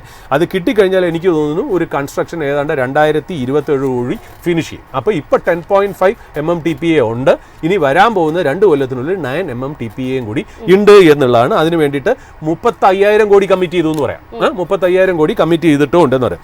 ഇതിൻ്റെ ഗ്രോത്ത് ട്രിഗർ എന്ന് പറയുന്നത് ഒന്നുമില്ല, കപ്പാസിറ്റി എക്സ്പാൻഷൻ തന്നെ. നമ്മൾ ഈ പറഞ്ഞ കപ്പാസിറ്റി എക്സ്പാൻഷൻ എന്ന് പറഞ്ഞാൽ it will generate more revenue, more profits. That ഒന്നാമത്തെ കാര്യം. രണ്ടാമത്, ഇനി വരാൻ പോകുന്ന ഈ റിഫൈനറി ഉണ്ടല്ലോ, അതായത് നാഗപട്ടണത്തെ റിഫൈനറി എന്ന് പറഞ്ഞാൽ സ്റ്റേറ്റ് ഓഫ് ദ ആർട്ട്. അപ്പോൾ അതിൻ്റെ എഫിഷ്യൻസി ഭയങ്കരമായിട്ട് കൂടും. അപ്പോൾ പഴയ 1 MMTPA മാറി 9 MMTPA state of the art പുതിയ റിഫൈനറി വരാൻ പോകുന്നുള്ള ഇമ്പോർട്ടൻറ്റ്.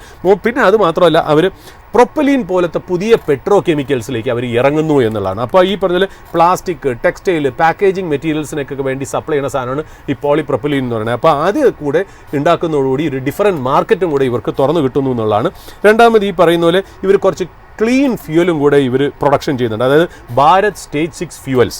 അപ്പോൾ അതും കൂടെ വരുമ്പോൾ ശരിക്കും പറഞ്ഞാൽ ഇത് പ്ലാന്റ് അപ്ഗ്രേഡ് ചെയ്യാനും, പിന്നെ അത് മാത്രമല്ല ലെസ് പൊള്യൂട്ടിംഗ് ആയിട്ടുള്ള ഒരു സാധനമാണ് ഈ ഭാരത് സ്റ്റേജ് 6 ഫ്യൂവൽ എന്ന് പറഞ്ഞാൽ. അപ്പോൾ അതിലും കൂടെ എൻ്റർ ചെയ്യുമ്പോൾ അതിനും ഡിഫറൻറ്റ് വെർട്ടിക്കൽ തുറന്നു വരുന്നു എന്നുള്ള. പിന്നെ ഇത് മാത്രമല്ല, ഇവർ കോസ്റ്റൽ ലൊക്കേഷനിലാണ് ഇവർ റിഫൈനറീസ് ഉള്ളതുകൊണ്ട് ഇവർക്കൊരു എക്സ്പോർട്ട് ഓപ്പർച്യൂണിറ്റി കൂടെ തുറന്നു വരുന്നു എന്നുള്ളതാണ് ഇനി ഇമ്പോർട്ടൻ്റ് ആയിട്ടുള്ള കാര്യം. അപ്പോൾ ഇതിനകത്ത് അടുത്ത കാലത്തെ ട്രിഗർ നമ്മൾ ഇന്നലെയും പറഞ്ഞു വെച്ചിരുന്നു, GRMs gross refining margins increase ചെയ്തതായിട്ട് കാണുന്നു. ഗ്രോസ് റിഫൈനിങ് മാർജിൻസ് പറഞ്ഞാൽ വേറെ ഒന്നുമല്ല, നമ്മൾ ഈ എന്താ പറയുക, ഈ പ്രൊഡ്യൂസ് ചെയ്യുന്ന റിഫൈൻ ചെയ്തിട്ട് നമ്മൾ എൻ പ്രോഡക്റ്റ് വിൽക്കുന്നല്ലോ, ആ എൻ പ്രോഡക്റ്റിൽ നിന്ന് കോസ്റ്റ് ഓഫ് ഫ്യൂവൽസും റിഫൈനിങ്ങിൻ്റെ കോസ്റ്റും കൂടെ, അതായത് നമ്മൾ മേടിക്കുന്ന ക്രൂഡ് ഓയിൽ ഉണ്ടല്ലോ, അതും റിഫൈനിങ് ചെയ്യാനുള്ള ഒരു കോസ്റ്റും ഉണ്ടല്ലോ, അത് നമ്മൾ വിൽക്കുന്ന വിലയിൽ നിന്ന് കുറയ്ക്കുന്നതിനാണ് ഗ്രോസ് റിഫൈനിങ് മാർജിൻസ് തന്നെ. ആ ഗ്രോസ് റിഫൈനിങ് മാർജിൻസ് ഇൻക്രീസ് ചെയ്യുന്നതോറും ശരിക്കും പറഞ്ഞു കഴിഞ്ഞാൽ ഇവരുടെ പ്രോഫിറ്റ്സ് ഭയങ്കരമായിട്ട് ഇൻക്രീസ് ചെയ്യും. ബട്ട് അതിൻ്റെ ഒരു നെഗറ്റീവ് എന്ന് വെച്ചാൽ ക്രൂഡായിട്ട് ഇമ്പാക്ട് ചെയ്ത് നിൽക്കും എന്നുള്ളതാണ്. മനസ്സിലായോ? അപ്പോൾ ക്രൂഡ് ശരിക്കും പറഞ്ഞാൽ ക്രൂഡിൻ്റെ പ്രൈസ് ഇൻക്രീസ് ചെയ്യണമെന്ന് വെച്ചോ, $70 ഇന്ന് $100 ആയിട്ട് ഇൻക്രീസ് ചെയ്യണമെങ്കിലുള്ള പ്രശ്നം എന്ന് വെച്ചാൽ ഇവർക്ക് ശരിക്കും പറഞ്ഞാൽ ഗവൺമെൻറ് സെല് ചെയ്യാൻ സമ്മതിക്കണ്ടേ ആ വിലയ്ക്ക്. അത് വന്നില്ലെന്നുണ്ടെങ്കിൽ ഇവരുടെ മാർജിൻ പ്രഷർ വരുന്നുള്ളൂ. അപ്പോൾ ക്രൂഡായിട്ട് ഡയറക്റ്റ് ഇമ്പോർട്ടൻ്റ് ആയിട്ടുള്ളൊരു കാര്യമാണ്. ഇവർക്ക് വരാൻ പോണ ക്വാർട്ടേഴ്സൊക്കെ നന്നാവാനാണ് ചാൻസ്. അങ്ങനെയൊക്കെയാണ് ഗൈഡൻസ്. ലാസ്റ്റ് ക്വാർട്ടർ ഇതിനകത്ത് ഇമ്പോർട്ടൻ്റ് ആയിട്ടുള്ള കാര്യം വെച്ചാൽ ഇതൊരു വാല്യൂ ബൈ മാർജിൻ സേഫ്റ്റിയാണ്. കാര്യം എന്ന് പറയും, ഇന്നത്തെ ദിവസം നമ്മൾ ഇങ്ങനത്തെ ഒരു ഫാക്ടറിയും റിഫൈനിങ് കപ്പാസിറ്റിയും ഉണ്ടാക്കണമെങ്കിൽ ഏതാണ്ട് 30,000 തൊട്ട് 40,000 കോടി ചിലവാക്കും. എന്നാൽ ഈ ടോട്ടൽ കമ്പനി അവൈലബിൾ ആയിട്ടുള്ള പ്രൈസ് എത്രയെന്നറിയോ? ആ ടോട്ടൽ കമ്പനിയുടെ പ്രൈസ് നമ്മൾ തിയററ്റിക്കലി കാൽക്കുലേറ്റ് ചെയ്യുന്ന ഒരു വാല്യൂ ആണ് എൻ്റർപ്രൈസ് വാല്യൂ. എൻ്റർപ്രൈസ് വാല്യൂ എന്ന് പറയുന്നത് 3 കമ്പോണൻ്റ് ആണ് നോക്കുന്നത്. എൻ്റർപ്രൈസ് വാല്യൂ എന്ന് പറയുന്നത് എന്താ? Market cap. മാർക്കറ്റ് എന്ന് പറഞ്ഞാൽ ഈ ടോട്ടൽ ഷെയർസ്, ചെന്നൈ പെട്രോളിയത്തിൻ്റെ total shares, total number of പ്രൊമോട്ടറും IOC ഹോൾഡ് ചെയ്യണം, നമ്മൾ ഹോൾഡ് ചെയ്യണം, FI ഹോൾഡ് ചെയ്യണം, മ്യൂച്വൽ ഫണ്ട് ഹോൾഡ് ചെയ്യണം, ഹൈ നെറ്റ്വർത്തും നമ്മളെപ്പോലത്തെ റീറ്റെയിലേഴ്സ് എല്ലാവരും ചെയ്യുന്ന ആ ഷെയർസ് മൾട്ടിപ്ലൈഡ് ബൈ ഇന്നത്തെ സ്റ്റോക്ക് മാർക്കറ്റിലെ പ്രൈസ് CMB, അതിനെയാണ് മാർക്കറ്റ് ക്യാപ്പ് എന്നുള്ളത്. ആ മാർക്കറ്റ് ക്യാപ്പ് കൂടാതെ ഡെപ്റ്റ്, ഒരു കമ്പനി മേടിക്കുമ്പോൾ അതിൻ്റെ കടം കൂടെ നമ്മുടെ ഉടമസ്ഥയിലേക്ക് വരുമല്ലോ, അപ്പോൾ അതിൻ്റെ ഡെപ്റ്റും കൂടെ ആഡ് ചെയ്യും മാർക്കറ്റ് ക്യാപ്പിൽ. അതിൻ്റെ നിന്ന് നമ്മൾ ക്യാഷ് എന്തെങ്കിലും ഉണ്ടെങ്കിൽ റെഡ്യൂസ് ചെയ്യുന്നുള്ള. അപ്പോൾ ഇവരുടെ ഡെപ്റ്റ് നമ്മൾ നോക്കുകയാണെങ്കിൽ 3117 കോടിയാണ്. ഇവരുടെ മാർക്കറ്റ് ക്യാപ്പ് എത്ര അറിയോ? 10,428 കോടിയാണ് ഇവരുടെ മാർക്കറ്റ് ക്യാപ്പ്. 10,400 കോടി എന്ന് വിചാരിക്കാം. ഡെപ്റ്റ് എന്ന് പറയുന്നത് 3117. ഈ 3117 94%, അതായത് 2042 കോടിയും ഈ ഫ്യൂവൽ വാങ്ങിക്കാനും ഷോർട്ട് ടേമിന് വേണ്ടിയിട്ട് വർക്കിംഗ് ക്യാപിറ്റലാണ്. ശരിക്കും ഇവരുടെ ലോങ്കർ ടേം ബോറോയിങ് എന്ന് പറയുന്നത് വെറും 6% ഉള്ളൂ, 158 കോടി. എന്നാലും നമുക്കിത് ടോട്ടൽ ഫിഗർ 3117 കോടി എന്ന് എടുക്കാം. അപ്പോൾ 3017 കോടിയാണ് ഇവരുടെ ഡെപ്റ്റ്. ഇവരുടെ ക്യാഷ് ഓൺ ദ ബുക്സ് എത്രയെന്നറിയോ? 3700 കോടി. അപ്പോൾ മാർക്കറ്റ് ക്യാപ്പ് പ്ലസ് ഡെപ്റ്റ്, അതിൽ നിന്ന് നമ്മുടെ ക്യാഷ് മൈനസ് ചെയ്യുമ്പോൾ എൻ്റർപ്രൈസ് വാല്യൂ ആയിട്ട് കിട്ടുന്നത് 9,800 crores. അതായത് നമുക്ക് 9,800 crores ഉണ്ടെങ്കിൽ തിയററ്റിക്കലി ഈ കമ്പനി മേടിക്കാം. എന്നാൽ ഈ കമ്പനി ഇന്ന് ഉണ്ടാക്കാൻ 30,000 കോടി അല്ലെങ്കിൽ 40,000 കോടി വരും. അതാണ് റീപ്ലേസ്മെൻറ്റ് കോസ്റ്റ് വെച്ച് നോക്കുമ്പോൾ ഇപ്പോൾ ഈ കമ്പനി അവൈലബിൾ ആയിട്ടുള്ള വളരെ ചീപ്പായിട്ടാണ്. ഇതിനെയാണ് വാല്യൂ ബൈ അല്ലെങ്കിൽ മാർജിൻ ഓഫ് സേഫ്റ്റി എന്ന് പറയുന്നത്. ഇതൊന്ന് മനസ്സിലാക്കി തരാൻ വേണ്ടിയിട്ടാണ് Chennai petroleum Chennai petroleum corporation ഞാനൊന്ന് അവതരിപ്പിച്ചതെന്നുള്ള. ഇത് റെക്കമെൻഡേഷനോ അഡ്വൈസോ സോളിസിറ്റേഷനോ ആയിട്ടോ കരുതരുത് എന്ന് മാത്രം പറഞ്ഞു വയ്ക്കുന്നു. ബാക്കിയുള്ള ഡിസ്ക്ലൈമർ ജാസ്മിൻ പറയും. ഏതായാലും നമ്മൾ ഇന്നിവിടെ ഒരുപാട് സ്റ്റോക്സ് ഡിസ്കസ് ചെയ്തിട്ടുണ്ട്. അതിന്റെ ഫണ്ടമെന്റൽ ടെക്നിക്കൽ ആസ്പെക്ട്സ് ഒക്കെ പറഞ്ഞിട്ടുണ്ട്. അതൊന്നും ഒരു സ്റ്റോക്ക് റെക്കമെൻഡേഷനോ അഡ്വൈസോ അല്ല, ഒരു ഇൻഫർമേഷൻ പർപ്പസ് മാത്രമാണ് എന്നുള്ളത് ഓർമ്മിപ്പിക്കുകയാണ്. എന്തായാലും ഇന്നത്തെ ഓപ്പണിംഗ് അവറിന്റെ ഒരു സെഷൻ ഇവിടെ വൈൻഡപ്പ് ചെയ്യുകയാണ്. 2 ദിവസം സമാധാനമായിട്ട് എല്ലാവരും മാർക്കറ്റിന്റെ ടെൻഷൻസിൽ നിന്നൊക്കെ ഒന്ന് മാറി ഫ്രണ്ട്സിനൊപ്പമോ ഫാമിലിക്കൊപ്പമോ ഒക്കെ ചെലവഴിക്കുക. ഇനി അടുത്ത ദിവസങ്ങളിൽ വീണ്ടും നമ്മളുടെ ഈ ഒരു ഓപ്പണിംഗ് അവറുമായിട്ട് കാണാം. Stay tune.